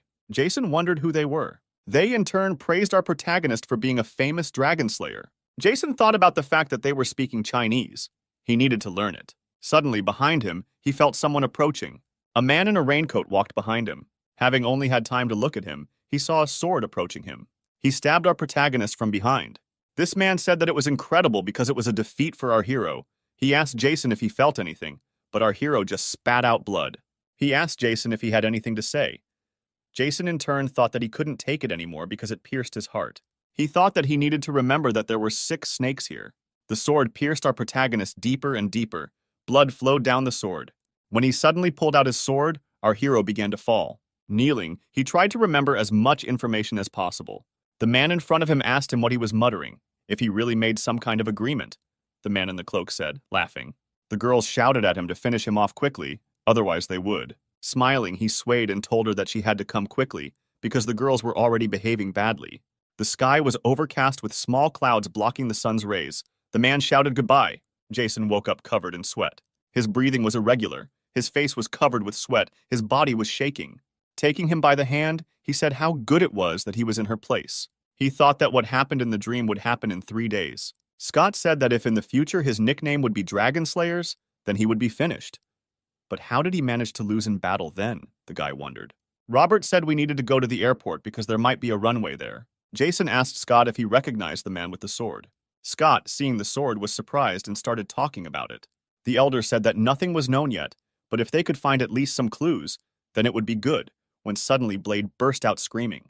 She asked what happened to him. Blade boasted that he had finally managed to defeat a level 2 monster on his own. He laughed, boasted. Everyone remained in a stupor because they thought that someone was attacking. Jason smiled. Ella held his head, thinking Blade was stupid. Everyone started praising the guy with the bat, and Jason started to walk away. The redhead looked at the departing commander, wondering what Jason was thinking. When the man left, he replayed a situation from the future in his head. It was March 3rd, and it was snowing at the international airport. Footsteps were heard at the airport, and there were whole destroyed planes. The atmosphere was terrible, because until recently, all these planes were transporting thousands of people, but now they are motionless. The group got out of the truck and slowly moved forward. Several Special Forces soldiers returned from a mission. They walked with their heads held high. It was clear from their faces that the mission had been completed successfully. They had new machine guns in their hands. The group of people was happy. Screams began to be heard in the building that Team D was on the spot. After some time, everyone lined up and one of the commanders shouted that the group was ready for battle. The commanders stood up and discussed their successes, saying that they could not even reach the orange level. They also said that there had been no news from Group C for a long time. Suddenly, the man shouted to get attention. Two men stood in front of them. One of them was Lieutenant Colonel Albert. Everyone saluted their lieutenant colonel. All the lights turned on and the room began to glow brightly. He shouted freely and then added that he would now describe the current situation. The man standing next to the lieutenant colonel said that Major Ricky had not yet attended any meeting. The fighters argued among themselves that the major could not be defeated. This option was only possible if he did not encounter something more serious than the blue level. When suddenly a man standing next to the lieutenant colonel shouted at everyone to shut up. The lieutenant colonel said they could have just gotten lost, but it was getting really bad for them to stay here for so long. When a sound was suddenly heard, everyone began to turn around. Lieutenant Colonel Albert narrowed his eyes and everyone became cautious. They began to raise the machine guns, remove the safety, and prepared for battle. Within seconds, they surrounded the lieutenant colonel, trying to protect him from danger. They said that the lieutenant colonel should not expose himself. Intelligence reported that only one man was standing. This was our main character. He covered his face with a hood. Suddenly, everyone rushed towards us shouting that we needed to check everything. One of the commanders was ordered to approach carefully. As they approached, they aimed at our hero, telling him not to make sudden movements. Otherwise, they would open fire to kill. The lieutenant colonel was informed that a young man was standing there. He said that his name was Jason, and also added that this boy wanted to talk to the director. The lieutenant colonel immediately asked the soldier his name, to which Jason replied. Albert immediately remembered that cold face. After a while, there was silence. All the fighters stood and watched with interest. Lieutenant Colonel Albert stood directly in front of our protagonist. He told our hero that he could not believe that Major Jason had survived, and after a while he added, "Although yes, how could such a fighter die?" Jason stood up and looked at him coldly. Everyone stood up and thought that the conversation was dragging on. They did not understand how the lieutenant colonel knew him. One of the soldiers suggested that he was probably a military man, but due to his age, it was unlikely that he was a senior officer. Jason suggested that he resolve everything through peaceful negotiations, to which Albert replied that he did not have the right to decide this on his own, and that cooperation with non-governmental organizations was not in his competence. He also added that his army would not be able to fight his fighters, as they had much more experience and more weapons. Jason silently began to remove the glove from his hand. The elder, showing a mark on his hand, said that if a battle begins, then half of the fighters will definitely remain here forever. Sweat ran down the old man's face. He wondered if he really intended to fight an entire army alone, although no, if we remember his past achievements, then anything is possible. A man was walking behind Jason. It was Major Ricky, who was calmly walking and finishing his cigarette. Turning around, Jason saw Major Ricky. All the soldiers began to rejoice at the return of the major. Ricky apologized to the lieutenant colonel for being late. Smiling, he saluting his commander. Suddenly, our main character realized that this voice reminded him of that person. After some time, the major reported everything to the lieutenant colonel. After the report, he asked Albert who he was and why this crowd was looking like it was some kind of performance. But without allowing Albert to respond, Ricky added that he believed the man was asking for cooperation so that he could continue to govern his city. Suddenly, the lieutenant colonel said, "Fist duel." 5 minutes later, Jason and Ricky were alone, preparing to fight. Everyone watched what was happening. There was silence. Major Ricky told Jason that he was interested in the skills of a fighter who served in the Secret Service. Looking at our hero, he said that he would die anyway. Ricky threw the coin, and as soon as it landed, a fight began. Suddenly, they took turns hitting each other. None of them were going to give up, defend themselves, and then attack. Their blows were devastating, and both demonstrated proficiency in hand-to-hand combat. The impacts were so strong that snow rose up around them. Jason didn't want to give up because cooperation was at stake, and Ricky couldn't lose either because it would be a shame in front of his comrades. The sounds of impacts echoed several meters around. The militants stood up and said that they were not people. They couldn't believe that anyone could fight on equal terms with Major Ricky. They said that Major could not lose because he had the nickname Rodmaker. They said that only he could cope with the threat of the yellow level, and if he had a team with him, then at least a blue one. But the lieutenant colonel interrupted them, saying that his major was now fighting with Major Jason.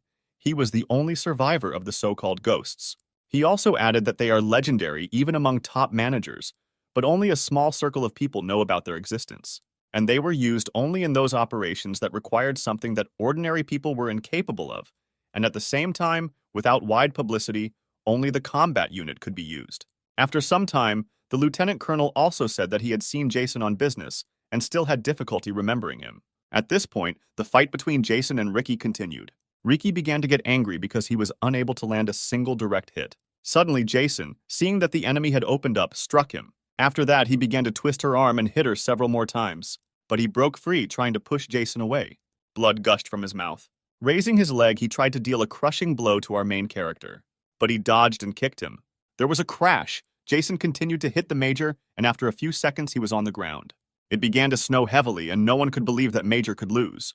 They watched the battle with their mouths open, trying to support their commander. As soon as the snow subsided, Major Ricky lay down on the ground, and I stood next to our main character.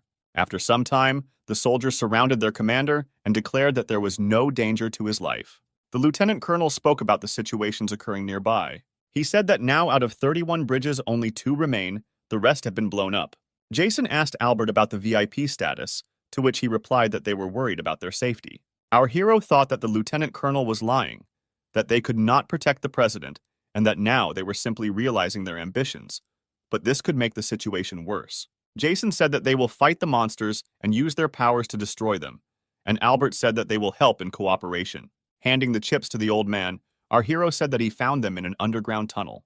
They dispersed, and the soldiers of the lieutenant colonel's detachment returned to the building. The lieutenant colonel seemed to suspect that Major Ricky would not be able to stand up to Jason, but it was still difficult to imagine that he would lose. He also thought that he most likely had a broken psyche because he had distinguished himself in many hot spots. The lieutenant colonel tightened his grip on the dog tags. Our hero walked and thought about the battle with Major Ricky. He thought he couldn't break it. Albert ordered his men to keep an eye on Jason, but also added that they should be careful, as he would deal with Major Ricky quite easily. When Jason returned, the lieutenant colonel's subordinates were already following him. When he suddenly appeared right in front of them, they were stunned by the turn of events. They could not understand how this happened, because literally now he was coming from below. They tried to attack him, but Jason was already gathering energy in his hand. He directed energy towards the fighters. The masked people were afraid to move because they knew nothing about the Major's strength. Suddenly, their body began to tremble and they could not even move a finger. Jason told them that he had no intention of killing them. They asked him what he wanted from them then, to which Jason replied that he wanted them to always remain in his sight for a crescent. Suddenly, his face changed. After a couple of seconds of silence, he added that there was another option, to send their bodies to the lieutenant colonel. The girl's name was Sergeant Julie, and the man's name was Sergeant Brad. Our heroes joyfully greeted their commander. The main character stated that the status of the president and prime minister is unclear. He also added that he wanted to kill Major Ricky, but decided against it for now in order to use the lieutenant colonel in the future. Scott said that thanks to the lieutenant colonel, they would be able to carry out government tasks while receiving rewards in the form of artifacts. Jason also added that artifacts are now worth more than any firearm. He also said that they would not beg or buy them, but should definitely give them to them. Julie and Brad couldn't believe their eyes. After all, they made a protective wall and periodically combed the perimeter behind it, installed solar panels inside, and organized work to cut down monsters, cleared the ruins of buildings and restored roads. The people who were here enjoyed life, and the military, of course, did the same. But everything there was based more on forced labor. After some time, our heroes again went to clean up. Sergeant Julie showed good monster-slaying skills. Sergeant Brad also destroyed one monster after another. The sword showed excellent abilities, destroying several monsters with one blow. Elsa did not lag behind and opened fire on the creatures. Spiders that got close enough were destroyed with a bayonet. Eve also destroyed monsters. Robert covered her. Suddenly, they found it difficult to breathe. They heard screams and turned around. It was a huge spider, their leader. He made very creepy screams. Showing his advantage over the others, Julie and Brad began to shake because in front of them was an orange level. Walking calmly, Jason shouted about why they were marking time, because this was not at all what they had to deal with before. He walked straight up to the leader of the spiders. Our heroes began to ask whether our main character could kill 6 yellow-eyed monsters at once. The newcomers listened to their arguments with surprise. The monster ran towards our main character. He, having begun to use the power of Black Death, also rushed towards the spider. A roar was heard and dust rose. On March 18th, a new meeting was held with the lieutenant colonel, at which Scott expressed his wishes. A small quarrel arose, but the lieutenant colonel silenced his subordinate. After they agreed, our heroes began to disperse. The snipers asked for orders from the lieutenant colonel. Jason felt that they were being targeted. He told the lieutenant colonel the exact coordinates of their location, and also added that if even one shot was fired, everyone would die, and also the next time the meeting should take place without them. Julie and Brad were shocked by what they heard, because the next mission could be the last for Jason's entire team. Julie and Brad asked the lieutenant colonel what was going on in Jason's team. Albert could not believe the words of his sergeants. After all, it is very difficult to deal with a yellow-level monster so quickly. Crisis always brings opportunity. Even if I manage to achieve a little success, it can greatly affect my reputation during a period of instability, Albert thought.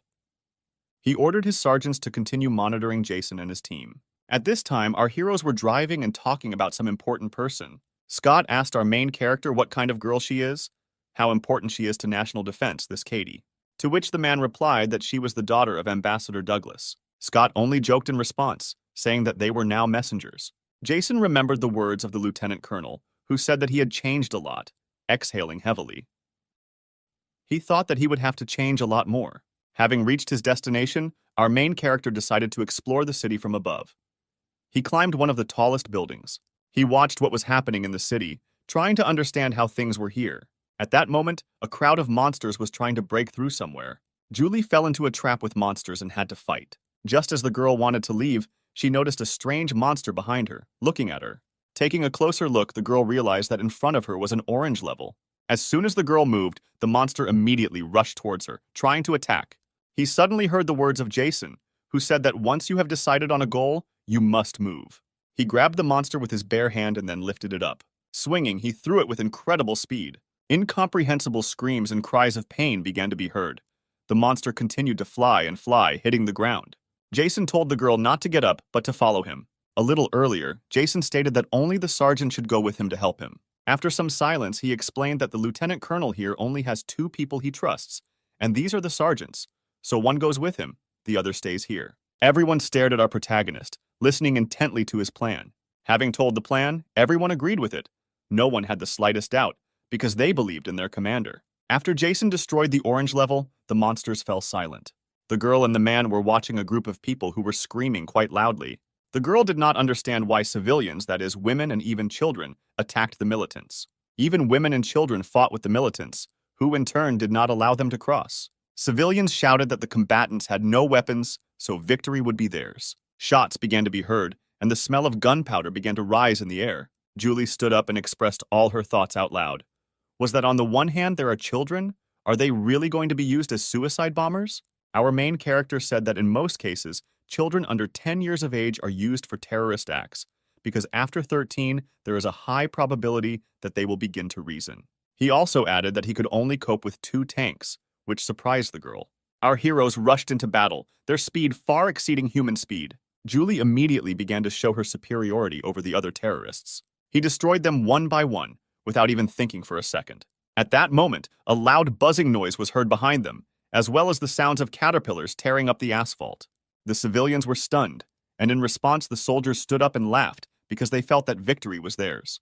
Julie still couldn't believe her words because how could there be tanks here? In front of the tanks was our main character, who walked straight towards them, without showing the slightest fear. Jason was talking about how he didn't have time for people like them, while the team in the tank was talking about how the man in front of them was crazy. Seeing an incomprehensible glow in his hand, they immediately attacked the man. Our hero also responded with a volley of his own attack. There was a loud explosion and dust rose into the air. A few seconds later, both tanks caught fire. Julie and the others were shocked by this turn of events, because no one could even guess that an ordinary person could resist 2 tanks. Jason immediately rushed to the attack, drawing his katana. Everyone was surprised by the man's speed. Taking a deep breath, he said they were finished and swayed. A few seconds later, the tank's gun was cut into 2 parts. There was silence. Only the crackling of the fire could be heard. The tank was completely cut into 2 parts. A crowd of people was lying around. Julie still couldn't understand what had happened. The other people were also in shock and couldn't move. Jason grabbed the man by the neck and told him that he didn't know anything. He was just following orders. The man begged our hero for mercy. The sun was setting, and little by little darkness came. People stood up and looked at our heroes, arguing whether the army had really come for them. They also talked about how these 2 were much stronger than anyone they had seen before. Jason looked at the priest and asked if he was in charge, to which the priest introduced himself. His name was June. Jason immediately apologized and got to work. He was interested in the information. June held out her hand, showing where to go next. Jason saw the Saint's Cross. His safe as a relic was the third. After some time, our heroes entered the building. The priest began a story about a green-eyed demon who rules his city. He is about 10 meters tall and is always followed by a crowd of smaller monsters. He killed many people, including a group of military men. Julie asked why no one had attacked the area, to which the priest replied that he believed God was protecting them, but that was not the case. He also added that one of the soldiers survived and can talk. Jason thought about how the cross kept monsters away from the area. They went to meet the surviving soldier. When they arrived, they were shocked by what they saw. Because of all the limbs of the fighter, only one hand remained intact. The man introduced himself and also said that he began the task on January 22nd. He said his mission was to rescue the families of ambassadors from several countries, including the United States, and to find recruits. He also added that there is a traitor in their ranks. He extended his hand, holding some figurine in his hand, and asked to take it. Julie took it and looked at her with a surprised face. The fighter, in turn, said that he should at least prevent the traitor from leaving, and at least somehow take revenge for the death of his friends. He handed Julie a clay figurine of a horseman. The level of the relic was the second. After some time, our heroes stood on the roof and talked. Julie said that the lieutenant colonel had assigned them 2 tasks, surveillance of Major Jason, as well as the return of relics lost during the failed operation. Naturally, the girl added that the second mission was a priority. Jason, drinking coffee, asks her if she really thinks he can take something from her, to which the girl replies that she understands perfectly well what kind of person he is, and therefore just wanted to ask him for cooperation. Julie said that she wanted to find the traitor and punish her, that she was ready to completely follow the orders of the major. Jason told her that he heard her. The girl looked at our main character and smiled. Morning came and a fresh morning breeze was felt. Suddenly, screams began to be heard. The man stood up and shouted about how ordinary people could defeat a tank. He was so angry. He thought that if his army reached them, it would be the end for them. He remembered how he was told not to disappoint him. Cold sweat ran down his face and his body began to shake. The man thought that they needed the cross that the priest always carries with him. There was a roar. It was an explosion. The wall broke. The man screamed when he saw our main character. Jason stood up, raising his head, and said that the situation was familiar to him, why they were standing to open fire. People around started screaming and ran towards the hero, but he immediately used his power and lifted people into the air. And then with incredible force he threw them in different directions. There was silence. Only a slight wheezing from pain could be heard. Jason suggested starting a conversation. He immediately, in turn, stated that he did not know which person gave him the weapon. He also added that he said that government troops would arrive soon. In any case, in such a situation, our brother has nothing to wait for. He asked to forgive our protagonist, but Jason, in turn, said that he only deserved death. There was a crunch of bones as Jason threw the man's corpse to the ground. Our hero stood thoughtfully on the roof and looked into the distance. He thought that 8 snakes came out. There was a possibility that the manipulations of the High Ones were behind all this. Jason remembered her death and his fight with Mayor Ricky. Behind him stood Sergeant Julie, watching him. The major felt her gaze. He called her. She immediately came down from the roof. He ordered her to be sent to headquarters and a general meeting to be announced. The screams of the horse and the clatter of hooves were heard. Jason was fighting with someone, throwing powerful blows. With each blow, the dirt rose higher and higher. In front of our main character stood a horse with a rider holding a spear in his hands. It was a figure, 2 fighters looking at each other, waiting to see who would attack first. The horseman was the first to rush into battle, the roar of his hooves becoming even louder. After some time, the battle ended. The major stood up and thought that thanks to that paratrooper, he got a good weapon. Of all the relics, the national treasures are the clay figurine of a horseman and the golden crown, the whereabouts of which are unknown. So the possibility that it was returned cannot be ruled out, the man thought. The priest and his men were stunned. There was a loud stomp as a large army headed straight towards them. Elsa was in the lead, followed by our heroes. At that moment, our hero was already waiting for them, who looked at them, smiling slightly, because he was glad to see them all. Elsa immediately began to report on the arrival. 700 people arrived. 134 of them were hunters. The priest began to pray, saying that the Lord would really help them. Jason ordered them to gather in the conference room. Placing a map, he showed where the 4th level was. He said that there was their upper nest, in which there were about 5 dozen creatures, 6 hunters, and 10 soldiers. And as soon as the smoke cleared, they were supposed to destroy everyone who appeared. The monsters died one after another, emitting the same incomprehensible screams. Behind them stood larger monsters. Their level was much higher. These were 3 second-level monsters. Blade and Julie had to take care of them. Blade dealt colossal blows to the monster with a few swings of his new bat. Julie didn't lag behind either, destroying one. Robert defeated the latter, revealing that he was also part of our protagonist's main team. Another area had 50 first levels, as well as 2 second ones. Elsa took control of them, destroying them one by one. Eve helped her, also demonstrating great skill in handling weapons. Brad provided cover and launched numerous machine gun attacks. Near the park, there were a third and 3 seconds, plus more than 100 first. Major Jason went there alone. He called out to the rider, who wanted to fight alone. The elder spoke to him. Orange looked at our hero as well as the rider, not understanding why the man was smiling. He, in turn, advised the rider to have fun mentally, although this fun would not last long. The monsters charged, screaming and shouting. The rider also joined the fight, hitting the horse with his hooves. One after another, in an instant, the monsters flew away from the rider. They could not even touch him. He struck powerful blows with his spear, and gusts of wind scattered the monsters several meters around. Those who suffered from direct attack were divided into 2 parts, that is, in half. The horsemen moved further and further, destroying more and more monsters. The monsters couldn't even scratch the rider. Our main character rushed into battle after him, jumping over most of the monsters and going straight to the 3rd level. The monster tried to block the blow but did not feel it. It was surprised. A second later, it was cut into small pieces. Suddenly, he felt someone approaching from behind. Behind it was the 3rd level, which was already collecting energy to attack our hero. But the man immediately began to gather energy and also attacked the monster. There was an explosion. Jason's attack was much more powerful, so the monster took the blow. Orange got angry and screamed, but the major was already running towards him to kill him. With a swing of his sword, he cut it in 2. The man looked at the ground and the monster coughed up blood. At this time, the rider had already taken care of the rest of the monsters. His horse stood on its hind hooves and rejoiced. At this moment, cries of joy were heard in the central part. People were happy that there were no more monsters, and they had no one to fear. Our heroes stood on the roof and watched the cheerful townspeople. They discussed the fact that this was now their territory. Jason thought it was now the turn of where the bastard was. Sometime later, Major Jason, Sergeant Brad, and Julie met with Lieutenant Colonel Albert.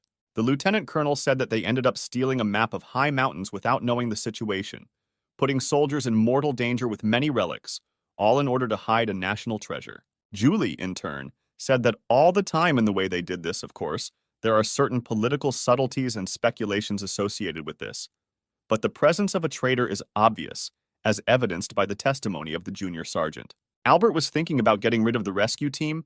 They took advantage of this. Is he really a major general? He also believed that one of the main tasks of the gendarmerie was to protect important individuals. His head was pounding, but the lieutenant colonel could not get rid of these thoughts. At this time, it was already dawn, and the noise of engines could be heard. A whole detachment came to search for the lieutenant colonel. They all could not stop discussing the situation. Albert began to walk away. The sergeants looked at the departing squad, and Jason immediately turned around. Sitting in the car, the lieutenant colonel continued to reason. Jason thought that once the situation improved and it was possible to import gas from abroad, this plant would become very important. So from this moment of taking over this region, the MEK Guild was no longer just a dangerous armed group. It became a threat. There were shouts from the headquarters about how to leave the traitor alone. The man told the lieutenant colonel that if the lieutenant colonel knew nothing about the traitor, then he might have accomplices. He also added that it is difficult in the army now. The slightest suspicion is enough to immediately lose your braces. On the street, one could hear the joyful cries of children playing with a ball. Albert continued to leave Jason, and the memories never left him. Night fell. Darkness reigned in the mountain tower. The air seemed heavy. The king's stone glowed red and was surrounded by armed men. 2 men stood in the tower and watched what was happening. The major general spoke about some problem in the region, to which the colonel replied that this problem would not become a serious problem. We were discussing our main characters guild, but suddenly the colonel said that in a pinch, they could accommodate monsters from another region, so there was no problem with that. The fact that it would now be impossible to penetrate this region even with a tank was also discussed. The major general was lost in thought. The colonel looked at him and could not understand what the general was thinking about. He asked the colonel what was happening with the 8th Division, to which he replied that it was currently being replenished with new personnel on the front line. The colonel replied that the terms of cooperation were unacceptable and time was needed. Suddenly, a man approached them. It was Major Ricky. They asked him why he suddenly came to them. There was a smile on his face as he handed them the letter. At that moment, a ship was moving through the water. Suddenly, he stopped, and a man in a diving suit approached the edge of the boat. He jumped into the water and then began to swim. Blade said that there should be no one at the bottom of the sea. Going there alone is still dangerous. Elsa revealed that John was created as a result of the draining and connecting of 3 islands as a result, so it is impossible to determine the exact location of the relics. Plus, the bridge is now destroyed. Scott suggested simply blowing it up, to which Eve immediately said that if there was no bridge, it would be difficult for the survivors to get out of there, and besides, they had no evidence that he could not swim. Jason said his final decision was that the 100 people who woke up would set up an ambush in front of the bridge. You two would do it if the monster didn't disappear from the map within 4 days, he ordered Julie. And Brad leave. Swimming to the shore, he unwrapped one of the blankets in which PSG-1 was wrapped. Our main character, Major Jason, was in a diving suit and thought he was starting to destroy his target. At that time, monsters reigned in the city. There was a large crowd of them. The screams could be heard for many miles around. They destroyed everything in their path, moving forward and destroying more and more. Behind the entire crowd of monsters, there was also a leader. His size was much larger than the others, and his eyes were bright green. Our main character was already sitting on the roof and aiming at the monsters. He considered that at such a distance he did not have to aim, but rather put his energy into the bullet and shoot. The shot hit several goblins at once. The bullet flew at incredible speed, even passing through the wall. The monsters looked around. They did not understand what was happening now. The green-eyed monster watched and also looked around. Jason thought that the main thing now was to get the animals scared. He moved at incredible speed along the roofs of buildings. When the green-eyed man suddenly screamed, he began to make screams that sounded like calling calls. The smaller goblins also began to scream, making the same screams.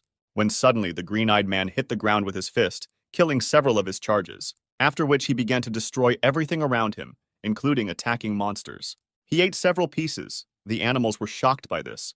With one of his blows, he broke the building in half. Suddenly, a horseman appeared and watched what was happening. The green-eyed man immediately ran towards him. The rider raised his spear and prepared to attack. The huge goblin was many times larger than the rider and the horse. Our main character was aiming at the leader. He wanted to try to kill him with a rifle. There was a roar, dust rose from the impact of the wave, and nearby buildings collapsed. A fight broke out between the rider and the green-eyed one. On the roof, our main character also shot at monsters, like the leader. But the monster managed to dodge the bullets. The rider dealt a small blow to the monster. He turned his horse and prepared to defend himself. At this moment, Jason did not stop shooting at the monsters. The man managed to hit the monster, hitting it right on the head, and it, in turn, began to scream. The battle of our heroes with the green-eyed monsters did not stop. The leader received several blows but did not retreat. The major continued to shoot from afar. The bullets distracted the green-eyed man, and at that moment the rider struck with a spear. It seemed that the battle between the rider and the goblin was about to end. Both were not going to retreat. The leader continued to make strange sounds and screams, as if he was trying to say something. When he suddenly screamed even louder and rushed into battle, even the ground was torn away from his jerk, and the rider also went on the offensive. The monster jumped up, trying to land a colossal blow, but at that moment Jason was already right above him, with a katana in his hands. He was approaching the monster with incredible speed. Jason said that the monster couldn't get enough of the people and monsters in the area, and he even ate his brothers. What a creature. He plunged the katana straight into her head.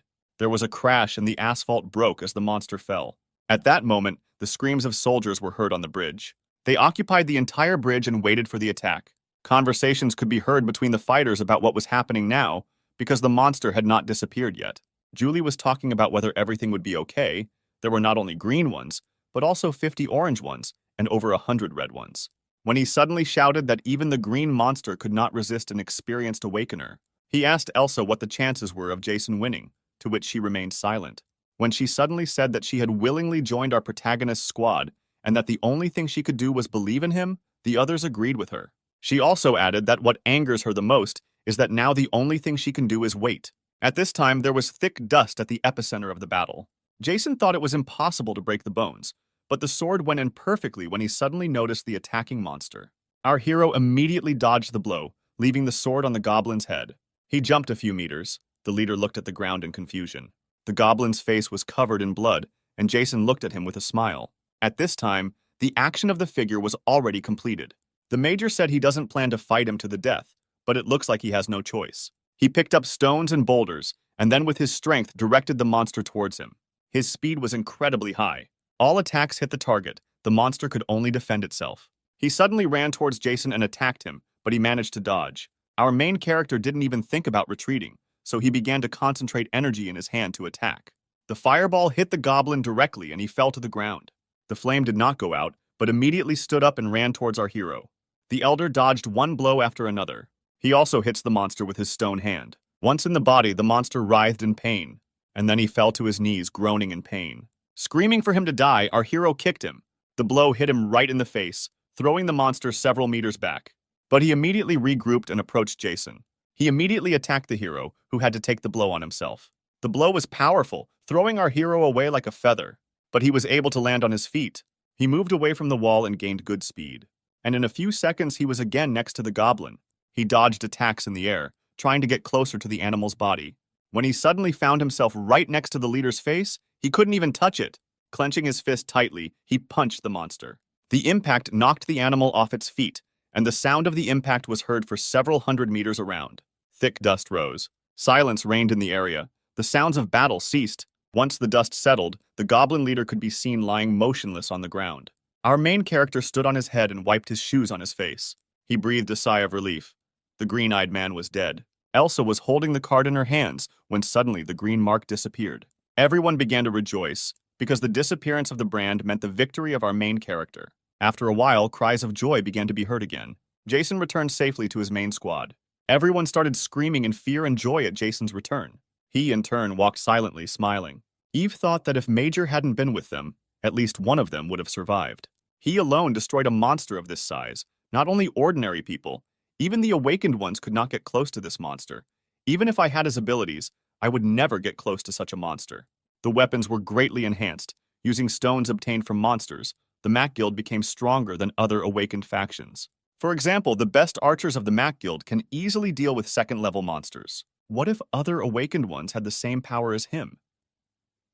Maybe these people will destroy everything in their path and exterminate people worse than monsters.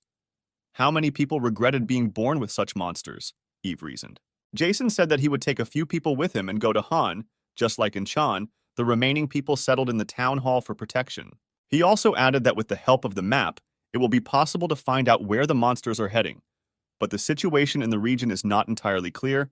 The two of you will have to monitor everything and report on movements in both areas. Eve also reasoned that every time he very quickly explained the essence of the mission and carried it out just as quickly, she had the feeling that she had already gone through all this more than once. He, of course, was stronger than the others, but he didn't want his classmates to leave him. He had the feeling that he was going to leave us. The girl continued to reason. Hona International Airport was calm at that time. Upon entering the airport, the golden thicket was already full. Luckily, there were only a few henchmen around. Jason began rattling off a list of tasks that were coming to his phone. The first was to prevent the assassination of a colonel, the assassination of one of the leaders, and the third was to prevent a plan to melt down a nuclear power plant. Blade said things should get better after waking up, but I think things are getting worse. She added that she did not know anyone from this list, why it was necessary to kill someone. Robert said that an important issue is the nuclear power plant. Our main character, who needs to somehow explain the destruction of the nuclear power plant. To which Brad began to say that an accident at a nuclear power plant is an accidental overheating, during which partial fragmentation of atoms occurs, leading to the melting of fuel elements and other parts of the editor. Blade said in a surprised voice that this was great because Robert was very knowledgeable. Julie added that one of the areas of Special Forces training is related to nuclear power plants. Scott added that if the shell was damaged or there was a leak of nuclear fuel, then the teacher would have already told us. Elsa added that now everything can be fixed. At least stop them before something happens. Jason immediately said that the nuclear power plant was 60 kilometers from the events of the dream. If a leak occurs there, then under no circumstances can the city be used as a fortress. That is, at the time of my death in a dream, the nuclear power plant had not yet leaked, our hero reasoned. She quickly added that this could happen if someone deliberately tried to create a problem. Eve added that in her opinion, there is a high probability that the work of monsters is extremely large, but it cannot be ruled out that humans are involved. Jason immediately said that only a six-headed snake could come up with this. Robert said that in other words, this so-called snake was exiled by his master to another country, trying to take revenge. He decided to open Pandora's box in the form of a nuclear power plant. Scott asked with a scared look, "Is this really for attention?" Everyone was silent. Jason began to say that what bothered him most was the bombers that he saw before his death. Everyone asked in surprise what kind of bombers. Blade didn't understand. He asked them why everyone was so scared, to which Brad explained that only the United States had strategic bombers of this type. Jason thought that they should avoid all this. otherwise the earth would end. Julie and Brad were shocked and scared at the same time, cold sweat running down their faces. When soldiers suddenly entered the room, Elsa asked them why they came without orders. The girl behind the fighters immediately apologized, saying that it was all her persistence. A girl stood in front of them. Her appearance was strange. Jason looked at her and thought that standing in front of him was someone who had woken up. Was it by chance that it was the same Kate? He looked at the major and asked if he was the commander of this detachment. At that moment, the hum of engines was heard on the bridge. Several military vehicles crossed the bridge at not particularly high speed. In one of them sat a lieutenant colonel who said that Jason decided everything too quickly. The capital army used its firepower and military elite to destroy the 10 monsters. In any case, getting here is very difficult. Currently, all forces are concentrated north of the river. Ultimately, the army and government had no choice but to reorganize, Albert reasoned. He also thought that it would never have occurred to him to call Major Jason. At the airport, Albert and Jason sat at the same table.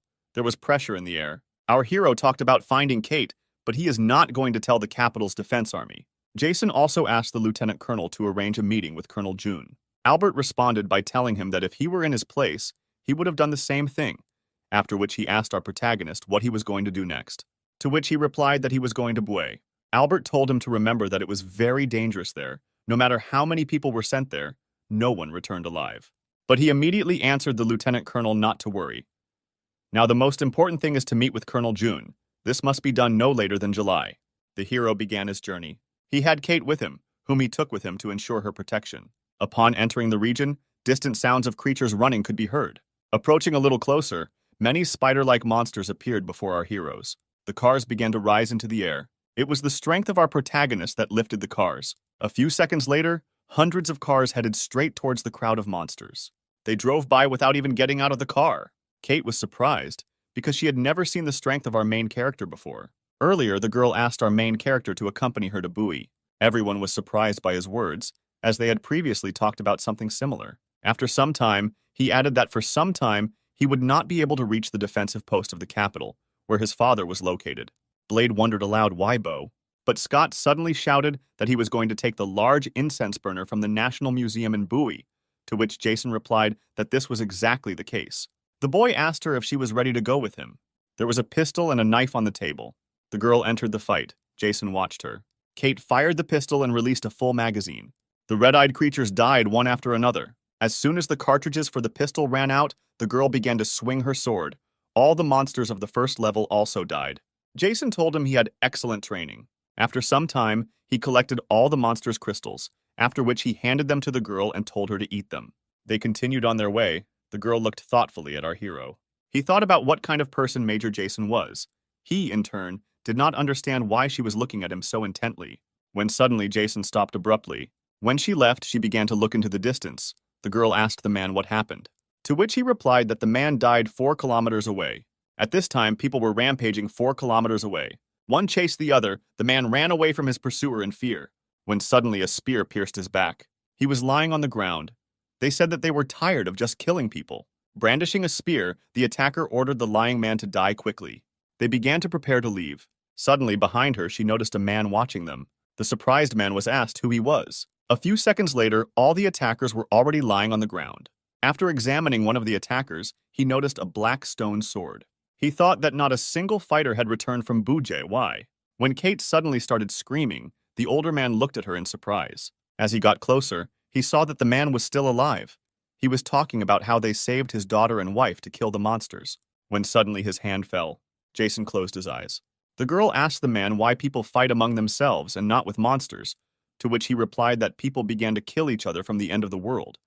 She asked if this happened in their country. Turning around, he said that he was the same as these attackers. The girl remained silent. At that moment, an incomprehensible atmosphere reigned in Buya. People were screaming in a large football stadium. People with machine guns were arguing that people from other units were now inactive and why only they should suffer. Our main character was already looking at them. It seemed to him that the scale of these places was much larger than he had imagined. Returning to Katya, there were people in front of him, whom he asked why they were following them, to which they began to say that they considered Jason good because he got rid of those bad people. To which Jason replied that he did not come here to save them, but so that nothing would interfere with him. He would take care of them. Everyone was surprised. They started talking about how it was originally a cult led by a woman. They were forced to join it. They kept the lower-level women locked up and abused them, and the men were forced to work themselves to death using a large incense burner. In the hands of a leader, divine beasts could summon it. Having told everything, they immediately began to beg Jason to save them and the others. Jason thought time was running out, and he needed to quickly come up with a plan of action. In some camp near Butte, in the mountains, screams began to be heard. The man ran and shouted something. A girl appeared in front of him, holding some kind of weapon in her hands. The girl immediately began to wonder what had happened, and also added that if it had not been something serious, she would have ended it immediately. But they began to talk about how an uprising had suddenly broken out in Buya, and several groups had already been destroyed. He also added that he heard that their leader was a woman with golden hair. After some time, the sounds of explosions began to be heard. The soldiers opened fire. The buildings exploded and caught fire. After the shelling, everyone immediately rushed to attack. The woman shouted that no one would be released and also ordered everyone to be killed. The man next to her said that he was not the one who thought that the unbelievers would resist, so they could only limit themselves to a large number of their people. But the woman replied that at such times it was necessary to attack safely. The soldiers, combing the area, wondered why it was so quiet here. They could not believe that after so many shells no one died. The woman, smiling, said that every rebel must be dragged and skinned. Our main character was already looking at her. Shortly before, Jason had given instructions to the villagers, stating that they would first have to fight them and then retreat to cover. People started asking our hero if he was really going to fight them alone, to which Jason replied that he thought he could finish them off in 10 minutes. A man approached the redhead and shouted her name.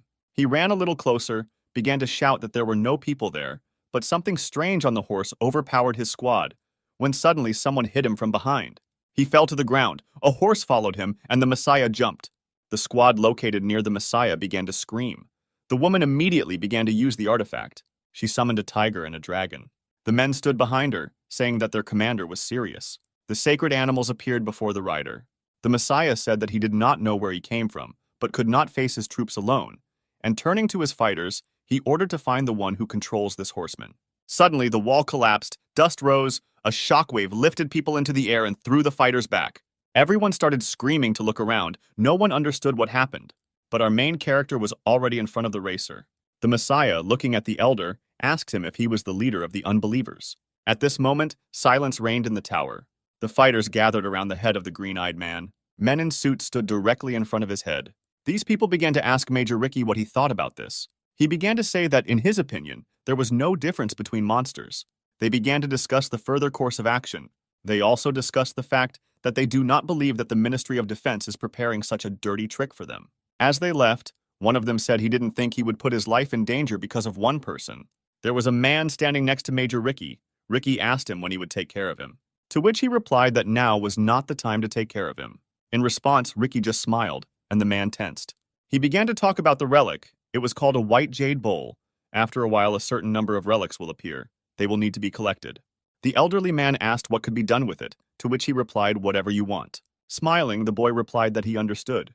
At that moment, screams were heard in the building where our heroes were waiting. Blade didn't know what the hell was going on. Blade and Ella stood still and did not understand what Scott wanted from them, which he asked them to look at. Standing in front of the map, he said that it was a level 5 monster, that is, a blue-class monster that was located in John City. Elsa shouted that they needed to get ready. Robert said that in his situation it's not that he can do the 4th or even the 3rd, to which Eva replied. But now not everyone understands what's wrong with the teacher, because there has been no news for 9 full days. Brad said with a scared face that even the Defense Army has nothing to do with the blue class. A cold sweat ran down Elsa's face as she thought about how long they would have to trust only the teacher. At this time, a battle took place between our hero and the commander of the believers. The girl was in shock. She did not understand how an ordinary person could be stronger than a monster who was summoned with the help of an incense burner. Jason and his rider easily repelled the attacks of the animals. As soon as the opportunity arose, the man immediately ran towards the woman.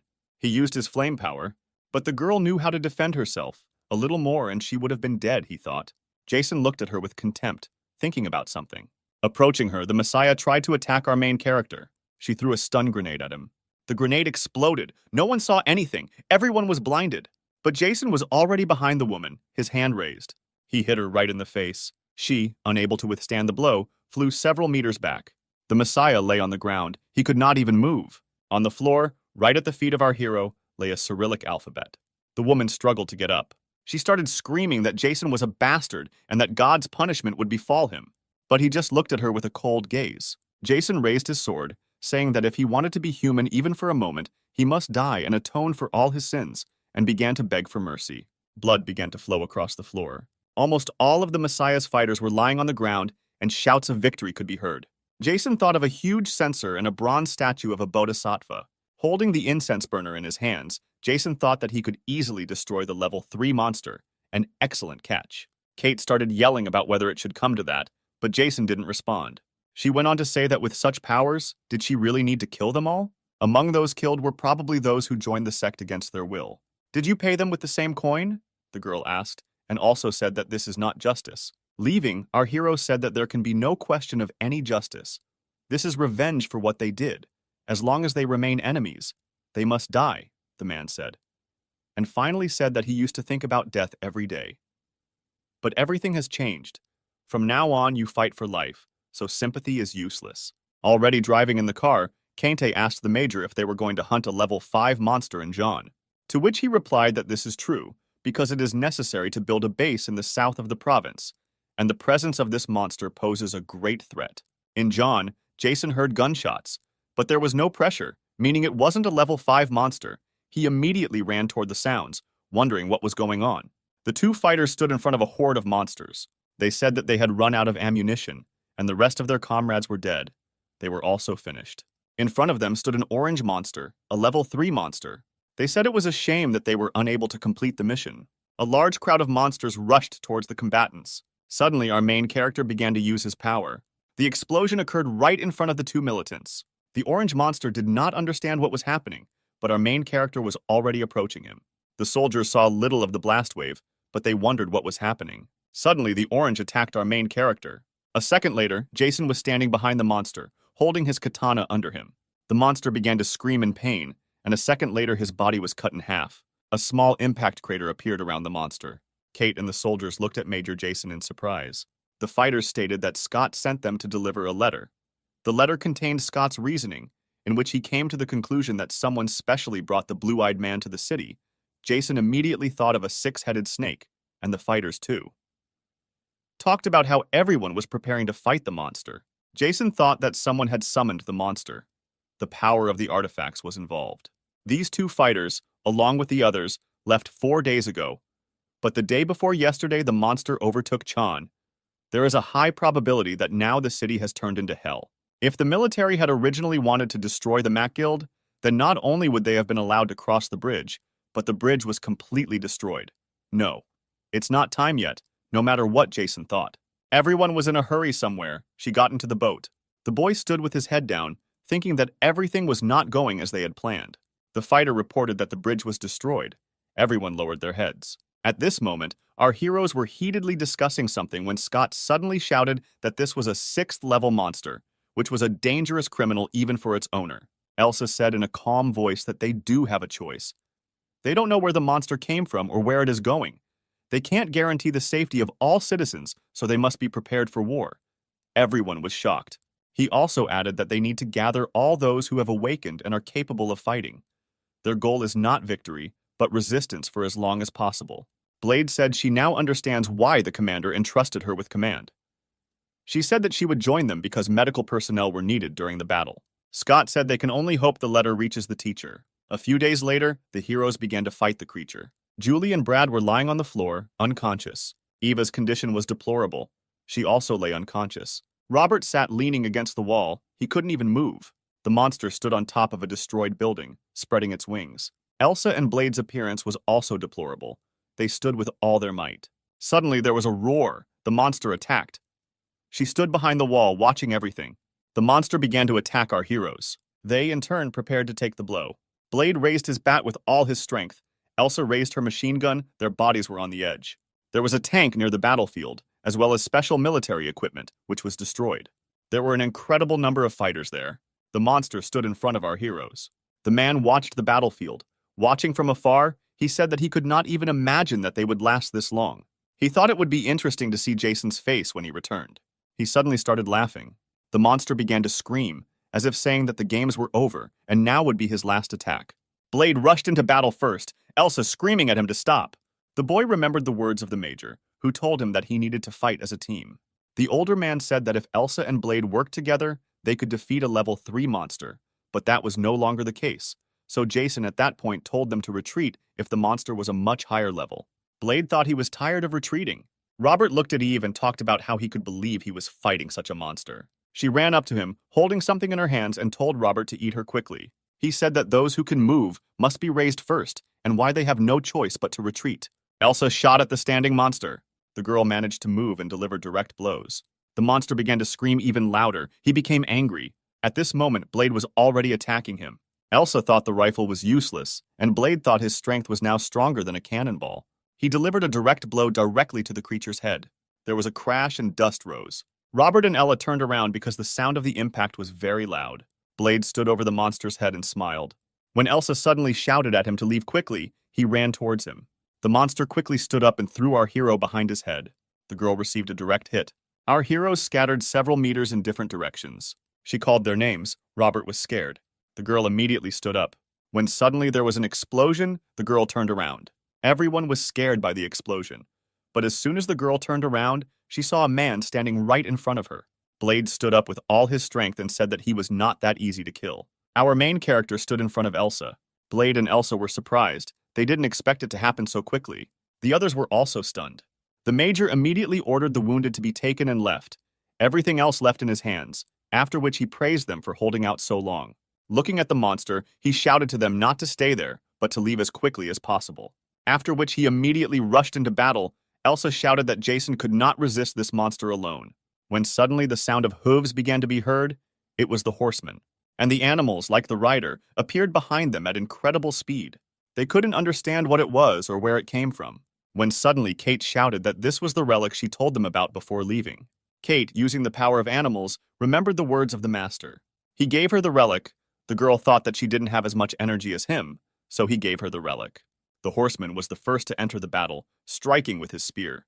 The rest of the animals began to throw the monster to the ground, and our main character was already in the air above him. Major Ricky was still watching the battle. I was not pleased that our main character arrived so early. Katya shouted that if this would not be a problem for them, then they should take out the bronze statue. She also explained how to use it. At the end, she added that she could not use 2 relics. Blade held the statue in his hands and looked at it. Elsa looked at the current master in shock, thinking that he had become even stronger. A fight has already begun between the monster and Major Jason. The monsters also attacked the creature, not allowing it to rest for a second. Jason looked at the monster with a cold gaze. Suddenly, a monster emerged from the dragon and ran towards our main character. He released several spikes, and naturally the hero easily dodged them. And a barrier was erected over our heroes to protect them. Jason began to chop down the thorns that the monster was throwing towards our heroes. Due to the fast movements of our hero's katana, a strong wind arose. The monster stopped attacking our heroes. The rider and the monsters began to disappear. Jason took off his jacket and threw it on the ground, ready to fight. He looked at the monster, studying it. Raising his katana, he said that he was thinking about fighting a level 5 monster and that defeating it would be much easier. Raising his daggers into the air, he said to the monster, "Let's do this." The monster began to scream, as if he agreed with our hero. Jason sent daggers towards the monster, and then he jumped high into the air. But the monster did not pay attention to the daggers. He immediately raised his head and opened his mouth, collecting energy in his throat. There was an explosion and flames rose. Everyone was shocked. They thought that the monster had hit the hero. He attacked our hero with some kind of lightning. Everyone was shocked. They thought that the monster had hit the hero. But Jason successfully dodged it, moving quickly on the ground and preventing the monster from attacking him. He continued to shoot some kind of beam at him. But the monster never hit Jason. Our hero thought that this monster has good hunting experience, which is why he fights so well. The monster has finally struck our protagonist. Jason's entire body tensed, and blood began to flow from his mouth. Dust rose because the shockwave was incredible. The older man was able to stop the blow by blocking the monster's beak with his katana. When our heroes saw Jason's condition, they tried to get closer, but he shouted that they would only be in the way. Jason's clothes began to tear as every muscle in his body was under critical tension. But he was able to escape. He attacked the monster and repelled it. Jason thought that he could not hold out for long.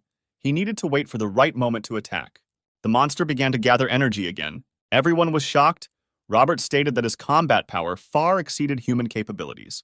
And suddenly Jason thought in his heart. At this point, the battle between the monster and our main characters continued. Jason used all his strength to create the moment to attack. As soon as the monster hesitated for a moment, Jason immediately ran towards him. He plunged the katana straight into her chest. He started screaming in pain and started to pull away. Everyone was speechless because no one could believe that their commander could defeat the monster alone. The monster began to attack buildings. With one paw, he tried to grab the major, but he managed to jump to the nearest building. The man thought that this was his last chance, so he needed to act in his own strength. He began to accumulate energy in his hand. At this time, the monster had already begun to attack our hero. Jason gave his last strength and screamed. Suddenly, a katana pierced the monster's heart. The creature froze and began to descend. They both started falling to the ground. The fifth level was defeated, but our main character's injuries also turned out to be critical. After some time, our heroes carefully approached our hero and helped him.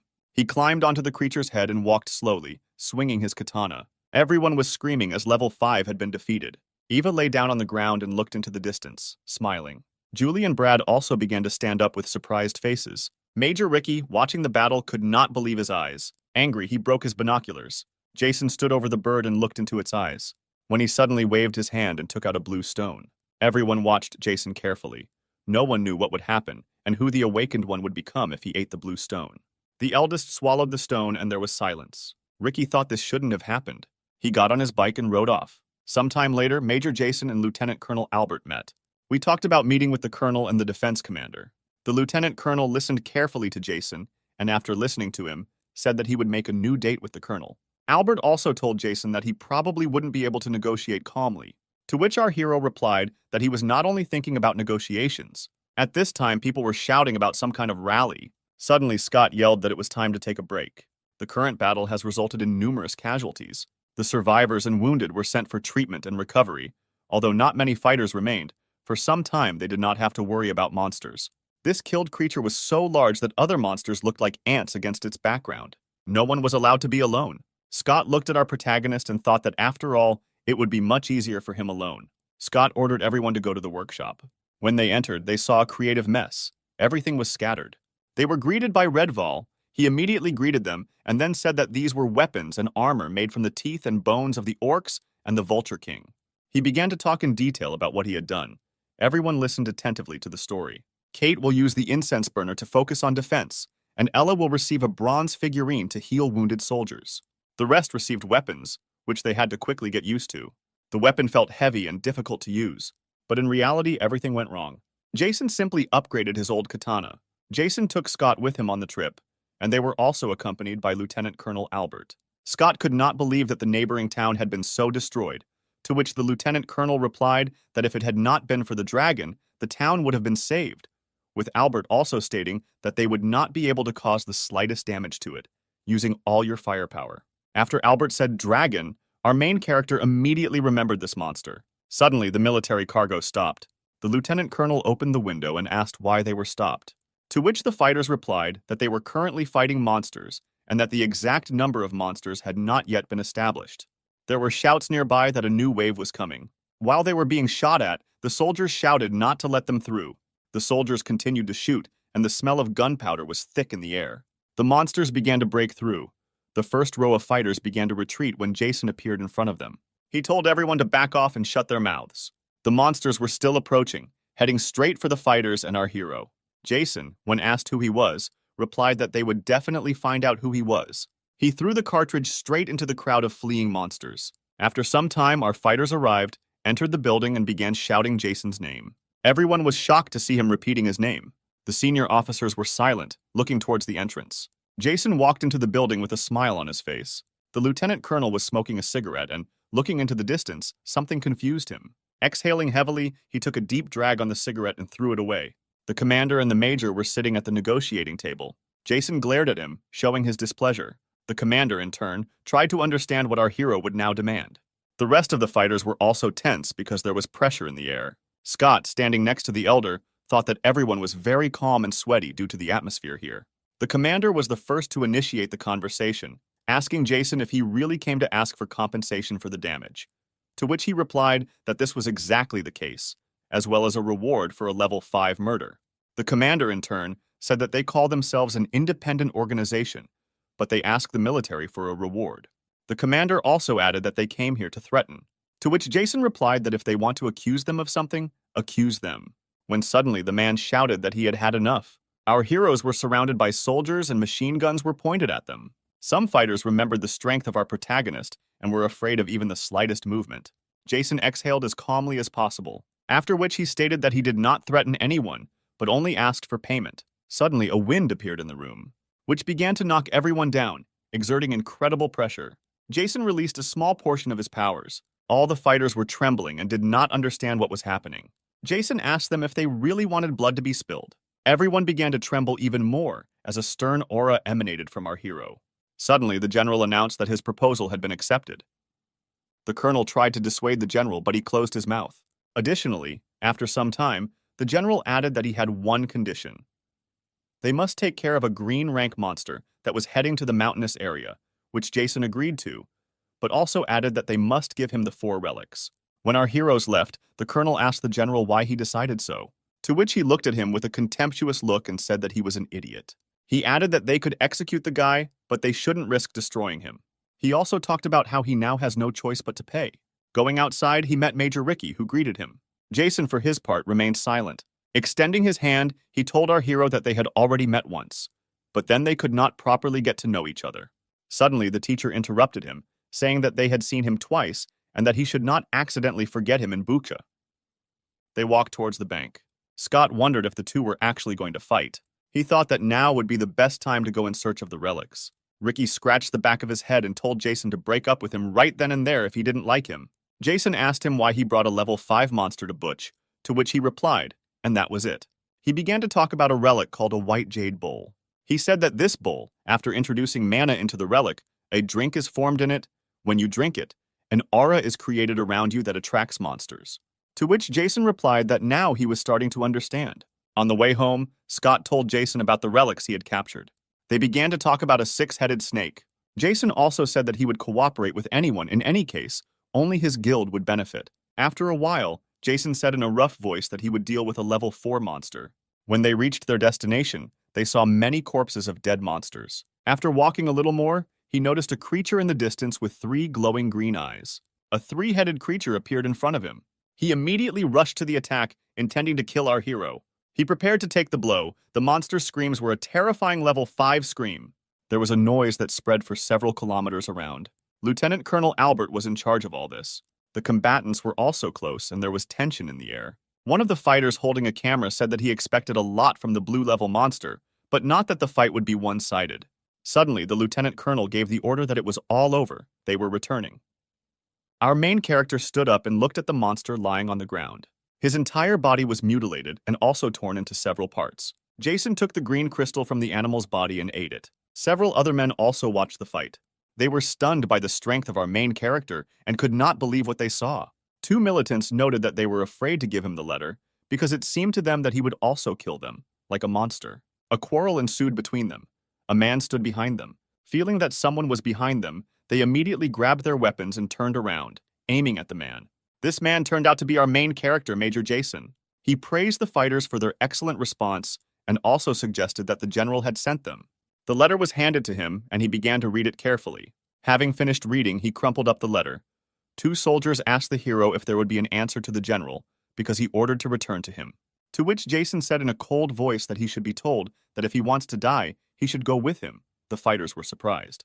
At that moment, a noise was heard in my head. The table was broken, and the people nearby frowned. The person who broke the table was saying that this bastard is actually trying to gain autonomy to absorb the entire Zhong Zone. 2 fighters announced in trembling voices that the flag of the Mac Guild had been raised on John. The 2 men made sullen faces. At this moment, our heroes gathered at the city hall. Scott outlined the area with a red pen. He was saying that since they had secured the natural gas and oil base, they no longer had to worry about energy. He also believed that the remaining religious fanatics would be exterminated in the near future. Scott suddenly noticed that the bowl was full of liquid. There was silence. The fighter handed the liquid to the major, who drank it to see the expected future. He saw in the future what the Mayan calendar received. He saw some people attacking and shouting that only the Dragon Slayer remained. They also shouted that he had received the dragon's curse. As he fought them, Jason's skin took on a gray tint. When he suddenly woke up, this time his body did not tremble, but he was tired. Jason thought it was just a bad dream. He told his partner about what he had seen, who began to discuss it heatedly. She talked about the fact that Stonehenge is in London and also talked about the curse. A girl and a boy joined the discussion. Jason said it would soon become clear whether this was the future or just a dream. Moreover, our protagonist began to claim that the defense line had many relics in stock. The strong defense of the capital was probably waiting for the enemies to start destroying themselves, because they only had enough food and energy for 6 months. But after some time, he added that they could only monitor the actions of both sides and wait for the right moment. Suddenly, there was a cry that they understood everything. After some time, there was to be a meeting. Jason took Elsa with him and a dozen fighters stood before them. The guild leader and general's eyes closed. Everyone introduced themselves. The general continued the conversation, saying that based on the letter, they should have realized that they needed their help. So if they did not want the army to send weapons towards the guild, they should go help them. To which our hero clearly answered that if they are going to be threatened, then we must try to fight them. The general said he couldn't trust them. To which Jason replied that he didn't care. He wanted to hear the reason why he should choose his side between the two sides. When Jason suddenly added that he had a proposal, the general fell silent. Our hero suggested that he transfer command of the detachment to the soldiers. The soldiers behind the general began to become indignant. After some time, our hero announced that he was collaborating with the capital's defense contractor to recognize autonomy, and after a while he would send the killer to the colonel. With a cold face, he said that if they trusted him, he would have no reason to refuse. There was silence. The general was stunned by the major's proposal. He asked the guild commander what he would have left if he surrendered his fighters. To which our hero answered unequivocally, he will still be alive. At that moment, screams were heard again near the head. The man stood up and lit a cigarette, anxiety and tension showing on his face. Two men a little further away noted that they had already suffered huge losses at Honorable. When they suddenly approached the man closest to the window, he told them that at first the general was inclined to the idea of nuclear weapons. But they, in turn, began to say that this was not a very good idea. They were silent, looked into the distance, each was in his own thoughts. At this time, Lieutenant Colonel Albert was talking to Major Jason. He told the major that ensuring the safety of nuclear power means not only visiting nuclear power plants and planting flags at them, but also ensuring that the nuclear power plants are operating reasonably safely along the way. Scott, who was nearby, said that if all went well, they could take the relics of the Buddha temple, the tablets of the Great King, or even the Golden Lord. The lieutenant colonel said that at the moment, 2 monsters of the 5th and 4th levels have been identified in the area. This will be more difficult than ever. Suddenly, Jason said he refused. He explained this by saying that guarding the path along the mountain was very dangerous. He would have to use all the human resources of the Mach Guild. He was not going to sacrifice his people so that the enemies could attack from behind. Albert, with a surprised face, asked Jason if he really thought that there was a spy in the capital's defense command, to which he replied that if it was impossible to destroy the parasites, then their leader must be killed. But Albert also said that he understands that Jason has enough power to kill them, but they need fighters and awakeners to protect the civilians. That's what the general does. When Jason suddenly interrupted him, saying that he had already met with the general, the lieutenant colonel couldn't believe what he was hearing. After several seconds of silence, he added that exactly 13 minutes ago, the general became a member of the Mech Guild. The Mech Guild accepted the nuclear safety request. Lieutenant Colonel Albert reported. He was making a report to some high-ranking military officer. A man nearby said that his comrade thought that the MEC Guild would want to use the nuclear power plant as their own. He continued to wonder when suddenly the commander ordered him to write everything down. He said hello and left. At this moment in the tower, the 3 men were still talking. One of them said that Mr. Mao's Jade Bird had arrived. It said that reinforcements had been sent from Japan. The man thought that he needed to find the Golden Rule and the Flute of Immortality as quickly as possible in order to take control of all the capital's defense forces and then get rid of the general. At that moment, the noise of trucks was heard in Vaughn. The goal is to ensure the safety of nuclear power plants and, first of all, to secure the road. Thirdly, constant protection of objects. 1,000 people will go to the mountain, including the awakened ones. There are no rules in this hunt. Everything you get will be yours, Jason said. At this moment, silence reigned in Chan. The fighters moved with incredible speed, their faces covered with masks. One of the masked fighters talked about how they were going to attack the Mach Guild. He said that these were ordinary rebels. While Jason was away, it was time to attack. The first goal is to capture the town hall building. They also needed to buy enough time for Japanese reinforcements to arrive. Using the Jade Bird, he sent it flying into the air. He asked him to tell him what he had just said. The bird began to fly further and further, and after a few seconds disappeared. The masked fighters continued to approach the guild. At that time, Ella supervised doctors at the Chong Hospital. They discussed the fact that there were 1,300 bags of medicine left. She said that 300 kilograms should be allocated for a group of recovering patients, and the amount of medicinal water should be reduced as much as possible. Scott turned to the woman. She asked him how it went, to which Scott replied that it would all be over soon. There was a masked man on the roof watching over the hospital. At this moment, masked militants were already approaching. They commented to each other on the radio that the undercover agents had reported that there were no security enemies in the hospital, only doctors. Entering the room where they were supposed to be received by an agent who was supposed to give them an access card, they saw a tied-up woman lying on the floor. The radio began to broadcast that Group A had been destroyed by the Awakened. The masked fighters began to fall to the ground one after another. Our protagonist looked around the room. The radio was screaming at the group to report the situation. The screams did not reach the radio. No one responded. The man on the roof winced and thought they knew everything. He immediately wanted to leave and report everything to his boss. He immediately took off, moving at incredible speed. At that moment, there was silence in the tower. Everyone was waiting. The lieutenant colonel said the special forces use infiltration, assassination, and kidnapping skills. He also added that he couldn't believe that someone else was trying to kill Jason. It was a waste of time. The man on the roof had already informed his boss about what had happened. The boss listened to his subordinate's story with fear. He started yelling at her, saying that everything should have ended well. When the subordinate suddenly sensed danger, he shouted to his superior to jump. But he didn't have time. His leg was pierced. A cry of pain. His subordinate managed to dodge the blow. Our main character, Major Jason, appeared before him.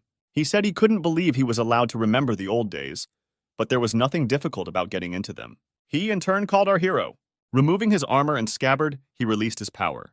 He shouted that he would kill him. After that, he immediately rushed towards Jason to attack him. His speed was incredibly high, and in a split second, he approached our hero. But he was able to easily dodge the attacker's blow. But he tried to attack again, but Jason blocked the blow. He then struck him straight on the chin, and then he plunged the sword into his leg. A second later, the attacker was already lying on the ground.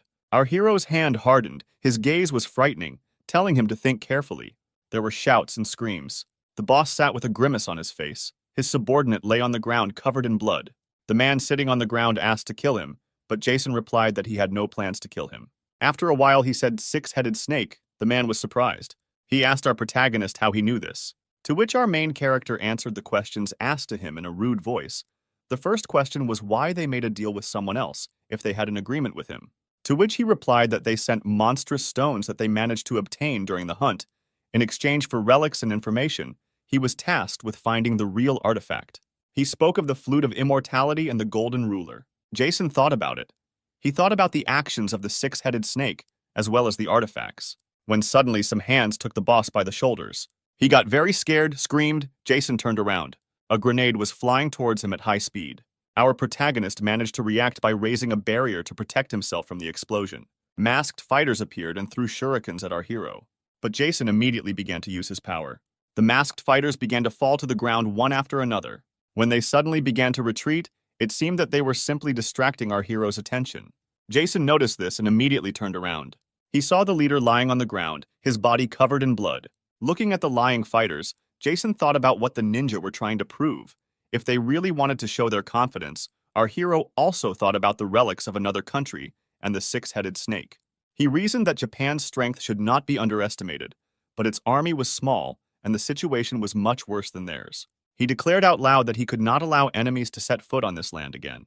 The wind began to pick up and pressure appeared in the air. The soldiers returning from the forest reported to their commander that they had seen the man for the first time. But his strength was incredible, and the aura emanating from him was terrifying. They further added that despite this, the assassination mission was completed successfully. His commander thought that the authorities had long been dissatisfied and could avoid suspicion of his death. Thanks to this man, in addition, this man's relationship with the six-headed serpent made it difficult to attack these lands. Suddenly he shouted, "What a great job!" and they returned. When he suddenly threw a dagger straight at one of the fighters. He in turn jumped back. It was our main character. He caught the dagger right in front of his face. The nearby ninja fighters immediately jumped back. They were afraid of Jason's strength. They did not understand when he managed to confront them, because they were retreating at high speed. Jason asked them why the hell they were breaking into foreign lands, and he got angry. When their commander suddenly shouted that they should not stand, but attack, everyone immediately ran to our main character. The kunai that Major grabbed began to glow blue.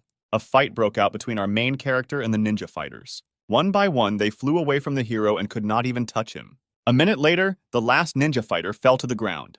His commander was shocked because he could not even imagine that such a strong fighter was in front of him. At that moment, an explosion occurred near the tower. The soldiers were ready. One of the fighters shouted that he was coming so that no one would show their heads. Their commander watched all of this silently as they gathered, after which he radioed that when Major Jason arrived, not to attack, but simply send it to him. He thought that he should be careful and wary with this man, because it was difficult to guess what could be expected from him. He also remembered the past, and thought that it was originally impossible to become their enemy, because they were the ones who created this monster. In the boss's memories, our hero's face seemed stern and merciless. He remembered him as a killing machine with no emotions. The radio said that Jason was in the air behind the glass. The commander approached the glass. The eyes of the major and a member of the high command met. The old man asked the guy how he was going to control and manage the citizens in the future, to which the guy replied that of course he would not be able to rule the country, including the civilians, but that the 8th Division would become part of the MEC in the future. Guild. The elder was surprised. He could not believe the major's words. When he suddenly laughed, the Mech Guild commander didn't understand why he was laughing. At that moment, screams of soldiers and the hum of equipment were heard near the station. The Mech Guild fighters stood and waited for the leader's orders. Elsa said that as soon as the negotiations are completed, a signal will be received from the master. Soldiers in camouflage uniforms also prepared for battle on Goethe Street.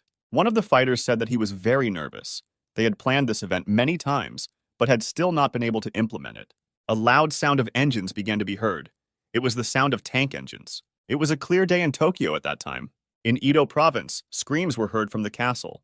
There were flames burning inside the castle, expanding and expanding with each passing second. There were 4 men dressed in old samurai costumes.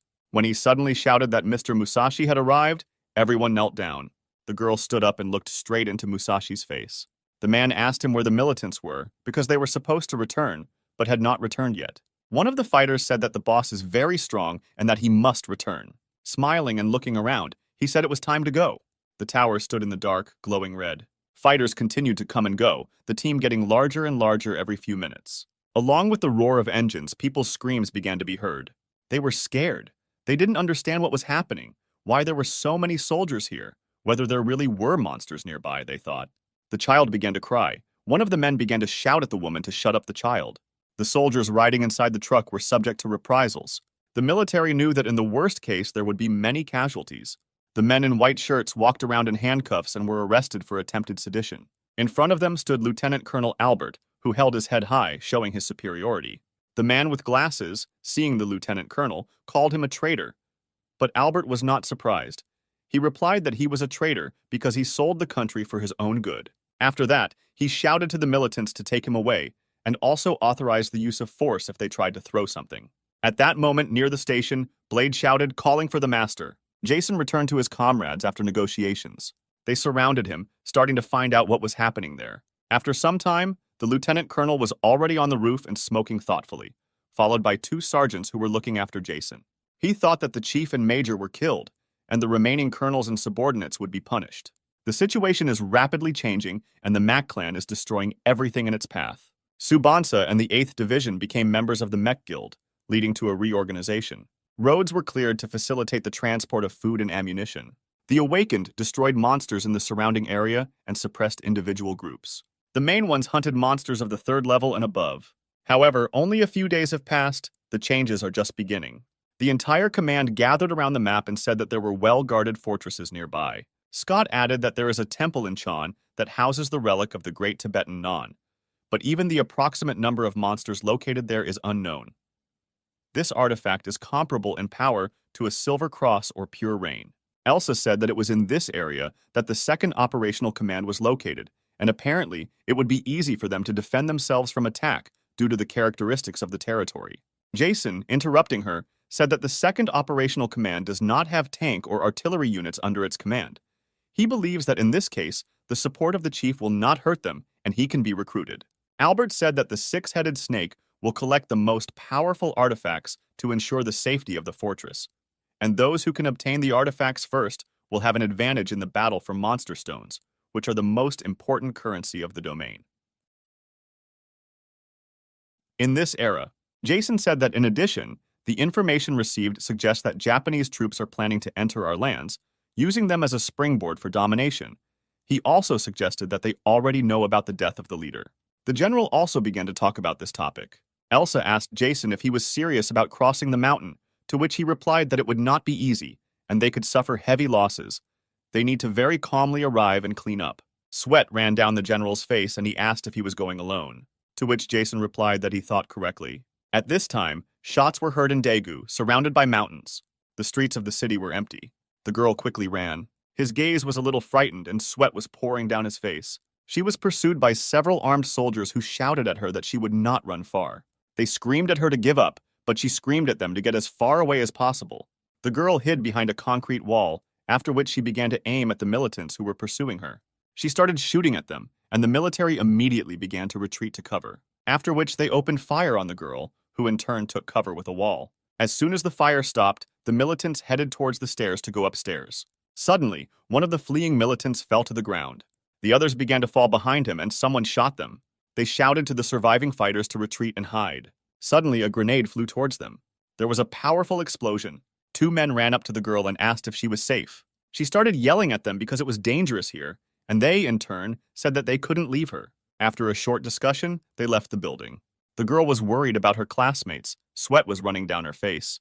They stepped back carefully, looking around to make sure there was no line behind them. One of their comrades urged them on because someone was waiting for them. Suddenly, the man behind him shouted at him to retreat, but it was too late. The ninja fighter attacked him. Fighters appeared in front of them. The commander of the masked fighters ordered to quickly kill them, but then our main character appeared. His gaze was as stern as always, and his aura was intimidating. The man with glasses slammed the table angrily. He shouted why no one had come yet, because they must have already caught this girl, and at that moment the subordinate consoled him. Hearing the words of his subordinate, he thought that it was true that, as a last resort, the Japanese would intercept him. Jason looked around as if trying to find someone. The men and the girl were scared. They did not understand who was in front of them and what they wanted from them. The ninjas began to surround them. At that moment, the men raised their machine guns and started shooting. But they did not wait. They attacked in response. One of the men already thought that his life was over because there were no options to avoid it. Suddenly, in the blink of an eye, he was thrown back. The blow was strong. The crunch of bones was heard. The man nearby also did not have time to dodge the blow of the katana. But then our main character appeared again and managed to protect him. The rest of the ninja fighters immediately attacked him, shouting that they needed to kill Jason as quickly as possible. But the elder had already released his power. Using it, he threw the attackers back. A loud sound of bones was heard. Moans were heard. People fell from the sky. At that moment, our hero walked past them. Their commander quickly approached the attack undetected. He had a smile on his face, but Jason kicked him in the leg as clumsily as possible, causing him to stumble. He didn't even understand how he ended up in the air. But he quickly regrouped and tried to attack the teacher, but he hit him in the face. Jason seemed to lightly touch him, but the fall broke the ground. Looking at the standing men and girl, he asked them if they had taken control of this area, and if so, he would ask them some questions. They were stunned by what they saw. They could not believe what they saw. The girl remembered how she recently sang professionally, and thanks to her frequent appearances on screens, managed to gain enormous popularity. However, when he returned home from work, the whole world turned upside down. The reality is worse than in the movies. He didn't even realize right away that this was the real world, because when he was driving home from work and saw the monsters, he thought they were making a movie. At that moment, he realized that he needed to get to Seoul. In this case, she would not have to see either monsters or the antics of crazy idiots. For some reason, then Getu was free from monsters. Therefore, all the survivors moved there, hoping that they could unite all their strength and overcome this hell. Therefore, they followed the second operations command located there. In addition, she always gathered and calmed people, taking advantage of the fact that she was a celebrity. They sincerely believed in her, which brought considerable benefits. However, at some point the situation changed, and the second operational command began to perform strange actions. They began to send people to the lair of monsters, where they forced civilians to work. She could not understand why tens of thousands of people with crooked shovels and lanterns risked their lives trying to desecrate the royal tombs and tombs. She later learned the real reason why they needed to get out of those very tombs. But this is not so. It didn't matter anymore.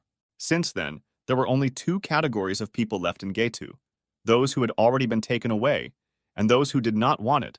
The last leader of the rebels was Joe, and she sincerely believed him, so she became a member of the resistance.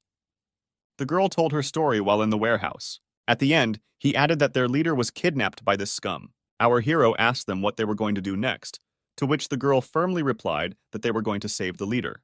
The boy immediately asked them if they had any plans. He also told how his leader was captured.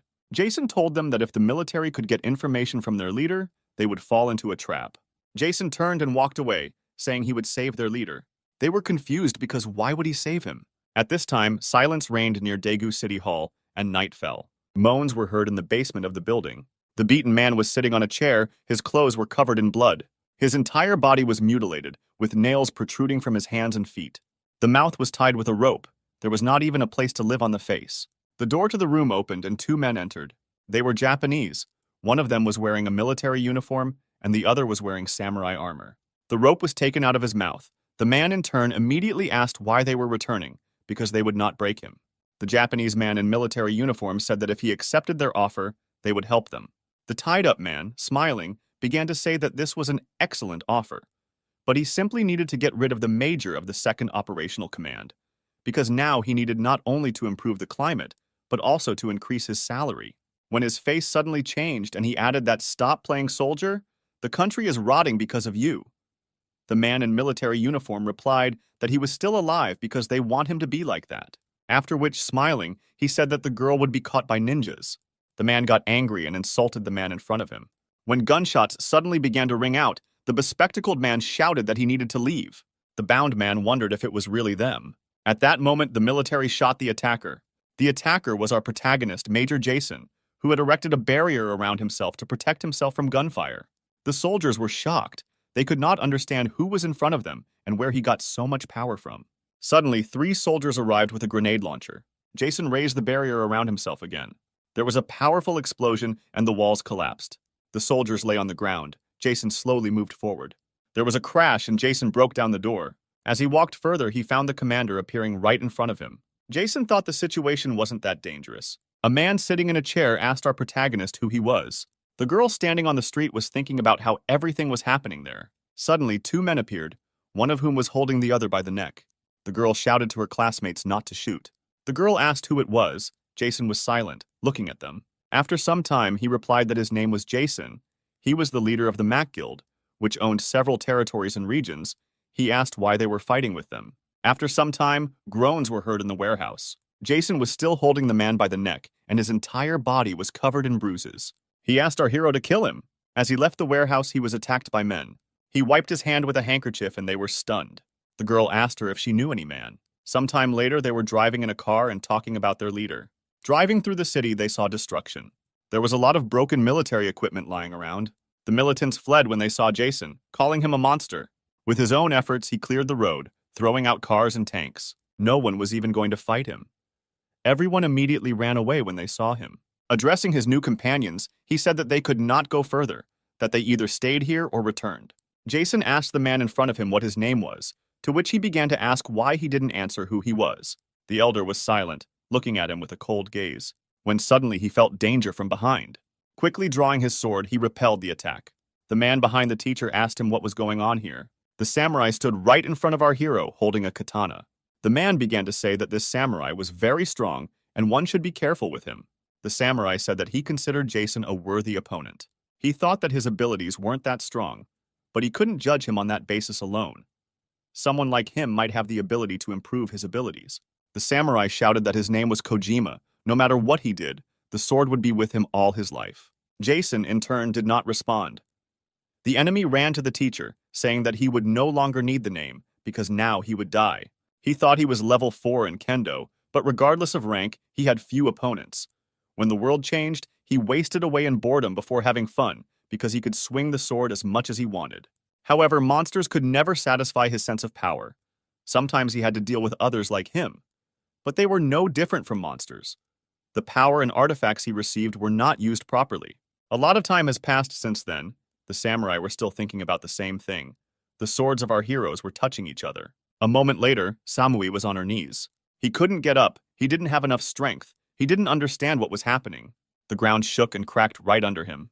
The air pressure caused the bound man to tremble. Jason carried himself as lightly as possible and held the sword, showing his superiority. She asked him if that was all he wanted to show him when he suddenly screamed. Somehow he managed to escape and jump on our main character. But the master's movements were much faster. His sword ended up under the attacker's katana. His hands were cut off and the ground was covered in blood. Our heroes were near the map when suddenly a letter arrived. It was said that the temple was destroyed, and the reason for this was Japan. Carefully monitor the movements of the monsters in the P's and withdraw the troops waiting nearby. It is also necessary to lead the monsters through Joe. They told the lieutenant colonel. He said that there was nothing strange in their actions, but it was stupid to spoil the collection of Tibetan writings. Scott pointed his finger at the map and said that the evidence was that a large number of high-class monsters began to move around the temple and entered the security zone, which had a radius of 40 kilometers. Elsa said that they cannot watch from the sidelines. They need to do something. Our main character was on the roof, followed by a girl with a stroller in which a man was sitting. Everyone was silent, looking at our main character. The man sitting in the chair thought that this man was able to destroy the mayor's office of Getu City. But this does not mean that the second operational command was destroyed. The mayor's office was one of many headquarters. He must do it somehow. Make a deal with him. He suddenly said that he was a little rude at the first meeting, asked our hero for forgiveness, and also thanked him for the medicine he gave him. And suddenly Jason spoke and asked him if he knew the temple scriptures. The man shouted that it was impossible to destroy the manuscripts. The teacher said that it was his mistake. The information he received after interrogation indicated that Japan had known about the existence of these relics for a long time. He believes that they realized that they could not be transported, so they were simply destroyed. The man was shocked by the words of our hero. He lowered his head and felt sad. Jason said that this is not such a problem. They are now among the 5th-level monsters.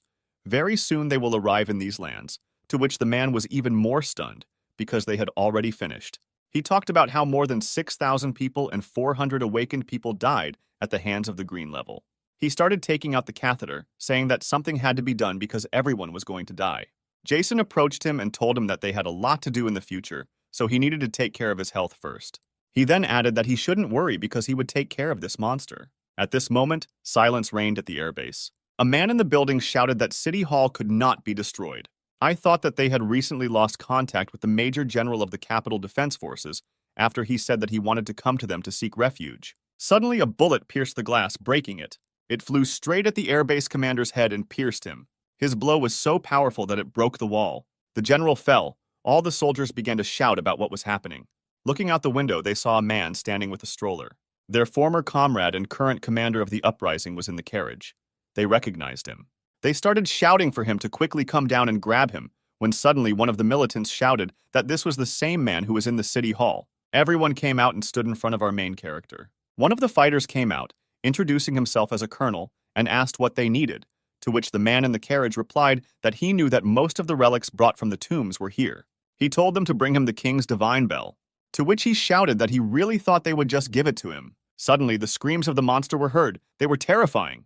The militants immediately began taking aim, shouting that everyone should line up and no one should run. The man with the stroller asked them if they remembered the green-eyed monster.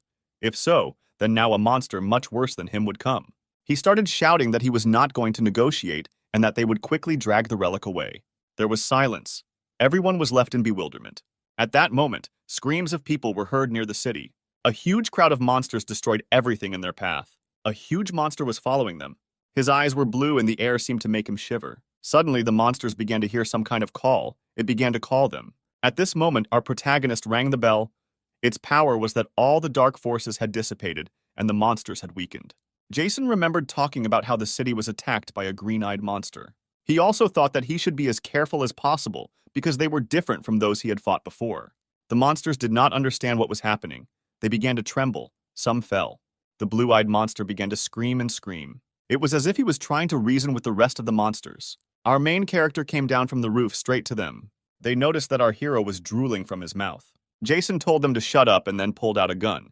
It was a huge minigun. The teacher started shooting. In a split second, the monsters scattered into small pieces. The blue-eyed ones ran towards our hero to attack him, but our hero dodged with a smile on his face. He began to climb to the roof. Then he continued shooting from there with a machine gun. The building in which our hero was located began to petrify, turning into a kind of glowing stone. Jason quickly jumped off the roof. He tried to stay away from the stone monster. He thought he didn't have enough ammunition. He threw the machine gun aside. Pulling out his katana, he engaged in hand-to-hand combat with the monster. At the same time, he began to release his firepower. But the monster was not going to defend himself. He attacked in response.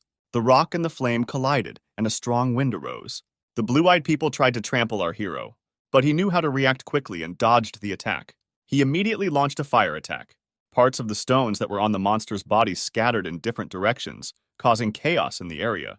At this time, Amir was sitting on the roof. He and his comrades watched the battle and were shocked. The girl behind her remembered her conversation with Jason.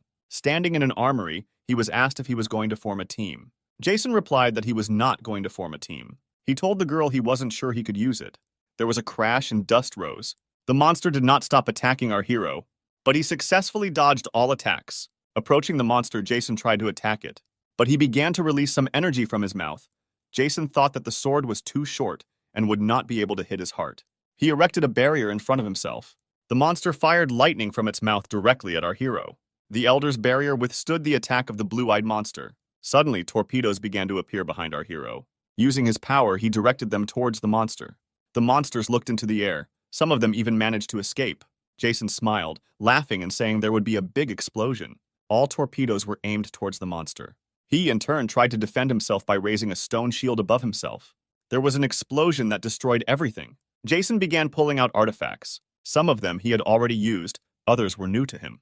By putting everything on himself, he released their power. Animals and horsemen appeared. They were ready for battle. Jason fell to his knees and thought that the effect was simply incredible, but the risks were great. The shield withstood the powerful explosion, leaving the monster unharmed.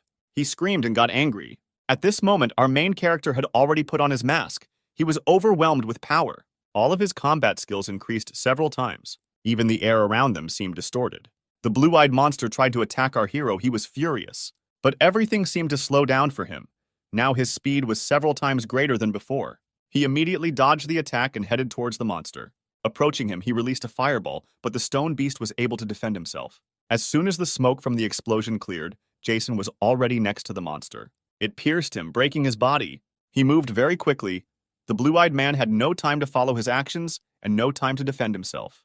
The monster regenerated, but Jason did not stop attacking it. He jumped straight onto the monster's head, gathering the remaining energy into his katana, after which he dealt him a colossal blow. Jason cut the monster in half and blood began to pour out of it. The monster was successfully defeated. At that very second, Jason fell to his knees and his strength gave out. He immediately took off his mask. His whole face was covered with sweat. His comrades on the roof watched the battle through binoculars. Suddenly, one of them said that it was all over. The soldiers on the nearby roof could not believe their eyes. They stood in bewilderment, discussing the battle. The colonel, bowing his head, ordered everyone to gather, after which he added that they had surrendered. After some time, everyone gathered again at the airbase. The rebels pointed their guns at the military. They, in turn, remained with their weapons lowered and their heads bowed. The colonel told Jason that he was transferring all his power to him. The rebels were glad to hear this, because the war between them was over. Amir exhaled lightly and Jason drank his coffee. Officials associated with Japan involved in radiation contamination of water and massacres will be thoroughly examined and punished. However, there was a long way ahead. There were no military forces here, and although the townspeople no longer had to work hard, the monsters surrounding the city of Geta made this place unsafe. Thanks to Jason, losses were kept to a minimum, but no matter how strong he is, he alone cannot guarantee the safety of all areas. Amir said that although military guards were organized, these people had never encountered monsters, so it would be difficult. Among themselves, the rebels said that they had never seen a squad destroy monsters so easily, after which Amir said that they have the banner of the Mac Guild. The sound of armor was heard. Blade, Elsa, and Ella moved forward. Scott and Robert walked not far behind them. The lieutenant colonel's detachment arrived from Seoul. The Mac Guild was brought before the rebels. They, in turn, were shocked that several groups of awakened people appeared before them at once, and their aura was terrifying. Amir said in a trembling voice that these were the people they were talking about recently. Jason confirmed that this was the Mac Guild. After some time, he added that from now on they were his allies. Each of them greeted Amir. He, in turn, began to talk about himself. He also apologized for greeting them sitting down. Scott pointed to Ella, said that they have excellent doctors. They will cure him. Robert drew attention to Layla and said that she was a celebrity. Elsa apologized, after which she turned to the teacher, saying that they had disobeyed the order, that she was ready to take full responsibility and was ready to accept the punishment. The superior men said that they had all agreed on a plan together, to which Jason replied that it was the right decision. They said that most of the monsters had been destroyed, to which Blade, laughing, said that they left the monsters starting from the 4th level to the master. The situation changed instantly after his arrival. Everything happened quickly and in an organized manner. They also took care of the monsters leading to Geta. At the same time, they devoted themselves to rebuilding the city. Mass treatment of the wounded began in hospitals. Amir also felt better every day. In addition, they did not forget to get rid of traitors. Jason devoted himself only to destroying the most powerful monsters. Elsa said that 3 monsters of the 3rd level and 2 individuals of the 4th live in this area. Gary was talking about sending armored vehicles to guard the nuclear power plant. Jason gave the orders. She had to prepare the medical supplies. Kate had to use the incense burner to focus on protecting this place. At that moment, the screams of monsters were heard at the nuclear power plant. A crowd of monsters tried to enter the station. The soldiers in turn shot at them, not wanting to let them get close. One of the fighters, who ran up to the commander, said that they could no longer resist. The armored vehicles were completely destroyed by a level 4 monster. He replied to gather all the people in one place. The level 4 monster was getting closer and closer. The fighters lined up and prepared for battle. A green-eyed creature appeared in front of them, when suddenly the monster's attention focused on the sky. An explosion occurred, destroying the small monsters. It was our main character, the green-eyed one, who used magic to protect himself. The monster immediately began to use magic to attack our main character. A wall of water rose and some lines began to appear. The elder swung his sword, sending an aura towards the ice shield. The shield split and small fragments of the shield flew towards the monster, after which Jason dealt a crushing blow to the monster. A strong wind arose from the speed of our hero. The soldiers watching the battle could not believe their eyes. After dealing with this situation, they went to Seoul, where they were finally able to go out into the outside world after 6 months of living in hell, along with his relics like the king's divine bell, and also 2 powerful katanas. It seems the curse was not lifted. Maybe he didn't find a way. This room seems to be the information that he left for himself. Apparently everything here is very valuable. If he tried to remember everything that is in this room, he would have to fall into a near-death state even more. One day, at this moment, painful cries of creatures were heard in the cities. The guild fighters shot them, but they were able to move a little further. The 2nd-level monsters were able to defeat ordinary fighters. They, in turn, began to retreat so that their ranks would not decrease further. Elsa also participated in the battle. Using his strength, he delivered devastating blows, charging the bullets with his energy. Blade fought as a team with her and also attacked creatures. His blows were much more useful than Elsa's. The fight ended. Elsa radioed that they had successfully completed it. Eva and Robert joined them and also said that they had cleared the mountain from the other side. From the east, Julie also reported that all was clear. Gary, hearing the message that it was his turn, ordered everyone to get ready. In front of them stood huge 155 mmKN 179 guns. Huge explosions began to sound, sending smoke into the air. The soldiers guarded the bell by ringing it. The cannons were fired to clear the rest of the area. After some time, the explosion stopped and there was silence. The commandos stood up and watched everything through binoculars. They discussed how incredible this power was. They melted the bronze swords and will use them as projectiles. One of them said that he was ordered to form a machine gun unit.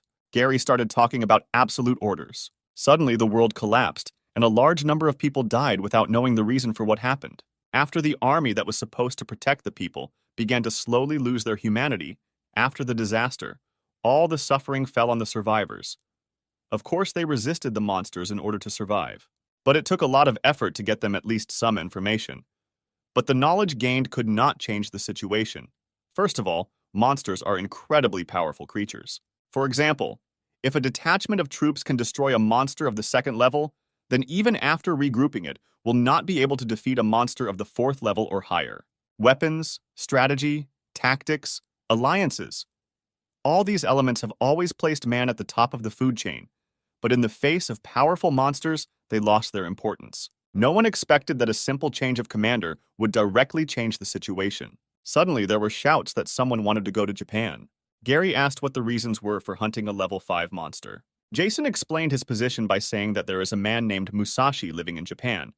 I dreamed about him a few days ago, and moreover, he is sure that the incident in the city of Daegu is connected with him.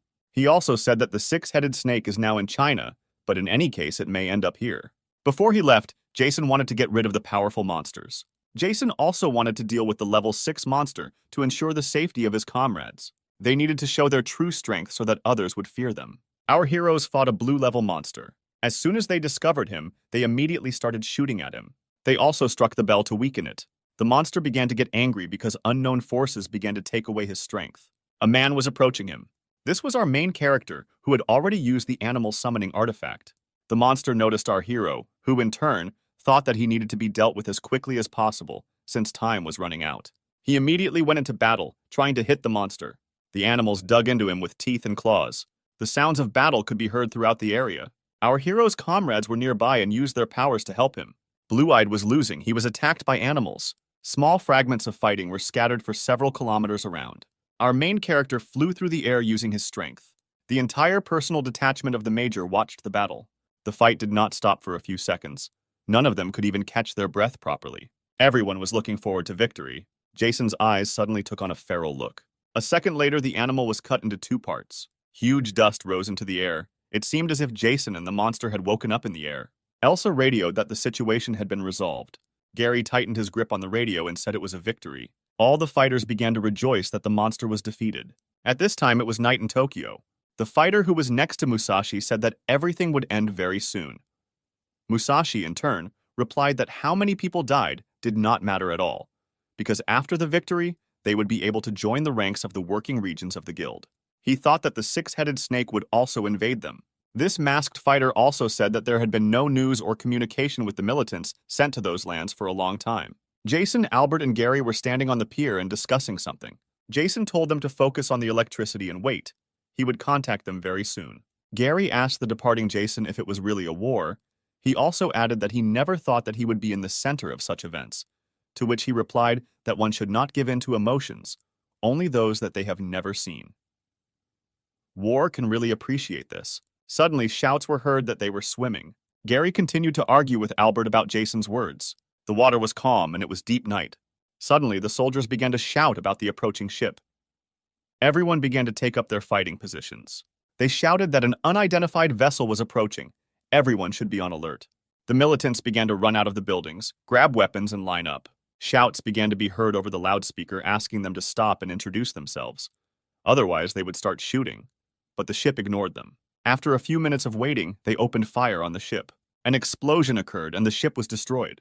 As soon as the shooting stopped, a man loomed directly over the military. One of the fighters radioed that the situation had been resolved and the ship had been destroyed. While in the air, our main character Jason watched them. The city of Kitakyushu in Fukuoka Prefecture stuck to its traditions, namely swords. In the Kitakyushu town hall, there was a stronghold of one of the detachments. The man said that a week after the sudden collapse of Tsushima, the number of monsters began to rapidly decrease. Kyushu branch manager Hiyoshi Tai said he did not have the funds to compensate the victims' families. Kyushu is home to the eight-tailed fox, and the best place in the area is near the port. He exhaled cigarette smoke with some heaviness in his soul. Jason, observing the city, thought that this is a city of drugs, prostitution, murder, human trafficking. In addition to the Yakuza, this is the city where all the criminals gather. He also thought it would be a good place to hide. Suddenly, screams began to be heard from the establishment where our hero was resting. One of the men shouted that we need to go where chaos reigns in order to absorb the territories. They also began to joke that swords used to be decorations, but now they are the main weapon. They also discussed that in the lands they wanted to go to, there was a strong man riding a horse. They also said that they could deal with the Mac Guild within an hour. Suddenly, one of the men started shouting that they had a problem because Musashi was going to send troops there. Suddenly, in the bar, our hero began to say that this was logical because everything had been planned for a long time. He also asked them, "Kenji Nakagawa, this man is actually the head of Kitakyushu." To which they took out weapons and began to shout and ask him who he was. To which he turned to them and replied that he asked the questions here. Suddenly, the bottles on the bar counter broke. They scattered in different directions, after which they began to fly into the air. The men standing in front of Jason could not understand what was happening. As soon as they shouted fire, all the crystals flew towards them. Screams of pain began to be heard. There was a crash. The wall of the building broke. Their leader was still standing. He asked Jason who he was, to which he replied that he didn't care what condition he was in. He needed answers. But he tried to attack our hero, shouting at him not to be so impudent. But he successfully dodged and hit his attacker. He then snatched the sword from his hands and struck him several more times. Grabbing the sword, he cut off his own hand. Literally a second after the start of the fight, the attacker was already lying on the ground. The man stopped the bleeding, after which he began to talk about how at the beginning of 2017, sea monsters, 4 of them, settled on a Japanese island. Subsequently, monsters began to appear everywhere. This was accompanied by earthquakes, typhoons, and tsunamis. After the disasters stopped, Japan was on the verge of destruction. It was at this time that the savior Mr. Musashi appeared in the country, drove out the monsters, and founded a new empire. This man, he is going to classify and divide people by building a new power. The man began to shout that Mr. Musashi is like a god, and that Jason will never be able to compare to him. When suddenly Jason kicked him in the throat. Jason thought that if Musashi went this route, things would be easier. He asked the bird to convey his words to him, and it took off. A monster of the 6th level was mentioned, as well as one monster of the 3rd and 4th levels, an 8-tailed fox on the mountain, a white snake, and a giant turtle in the gorge. Jason thought about starting with the weak ones. At that time, the squad was worshipped in Musashi province. 4 heavenly kings sat in front of him. Musashi said that this is impossible. Now that the island is taken from them, they need to lead the army. They also said that they would have to cross the 8-tailed fox to get to the port. Musashi began to shout in disgust that China had already been able to reach his lands. Everyone listened carefully to Musashi's words. His last words were that we could not wait any longer. It was necessary to organize a hunt for monsters. He gave the order to everyone to prepare for battle. Jason's first specimen was a snake. Its size was amazing. It made snake sounds, but the air pressure was terrifying. Jason stopped right in front of her, preventing her from moving any further. His hand hardened. He smiled and told her that she would be his first victim here. Almost immediately, a fight broke out between them. The main character began to climb the building. The snake began to wrap itself around the building, squeezing it and breaking it at the same time. Having risen to the top, he began to use his power. His energy was much more powerful than that of the snake. He pushed it away. Losing his balance, he fell to the ground. The major's fist tensed. It hit Yellow Eyes right on the head. His sleeve could not stand it and began to tear. Victory was our main hero. Screams were heard in the port. The splashing of water could be heard for several kilometers around. A huge turtle reigned here. Seeing the man standing, he threw himself to the ground. She immediately ran in his direction. The teacher, in turn, looking at her, thought that she had an excellent physique. Gathering energy in his hand, he touched the ground and ice began to appear. A huge ice wall rose right in front of the running turtle. By hitting it directly with his head, he was able to break it. One of his heads was badly damaged, the other tried to eat our hero, but he managed to jump away. He broke everything in his path, dust rose. Flying in the air, Guild Leader Mac thought that the wall was 10 meters thick, and its strength exceeded the 8th level, but he was able to break it. Smiling, he thought that this was only the 5th level. Starting to gather his strength, he began to approach the turtle with incredible speed. A second later, he was already next to her. He had no time to react or defend himself.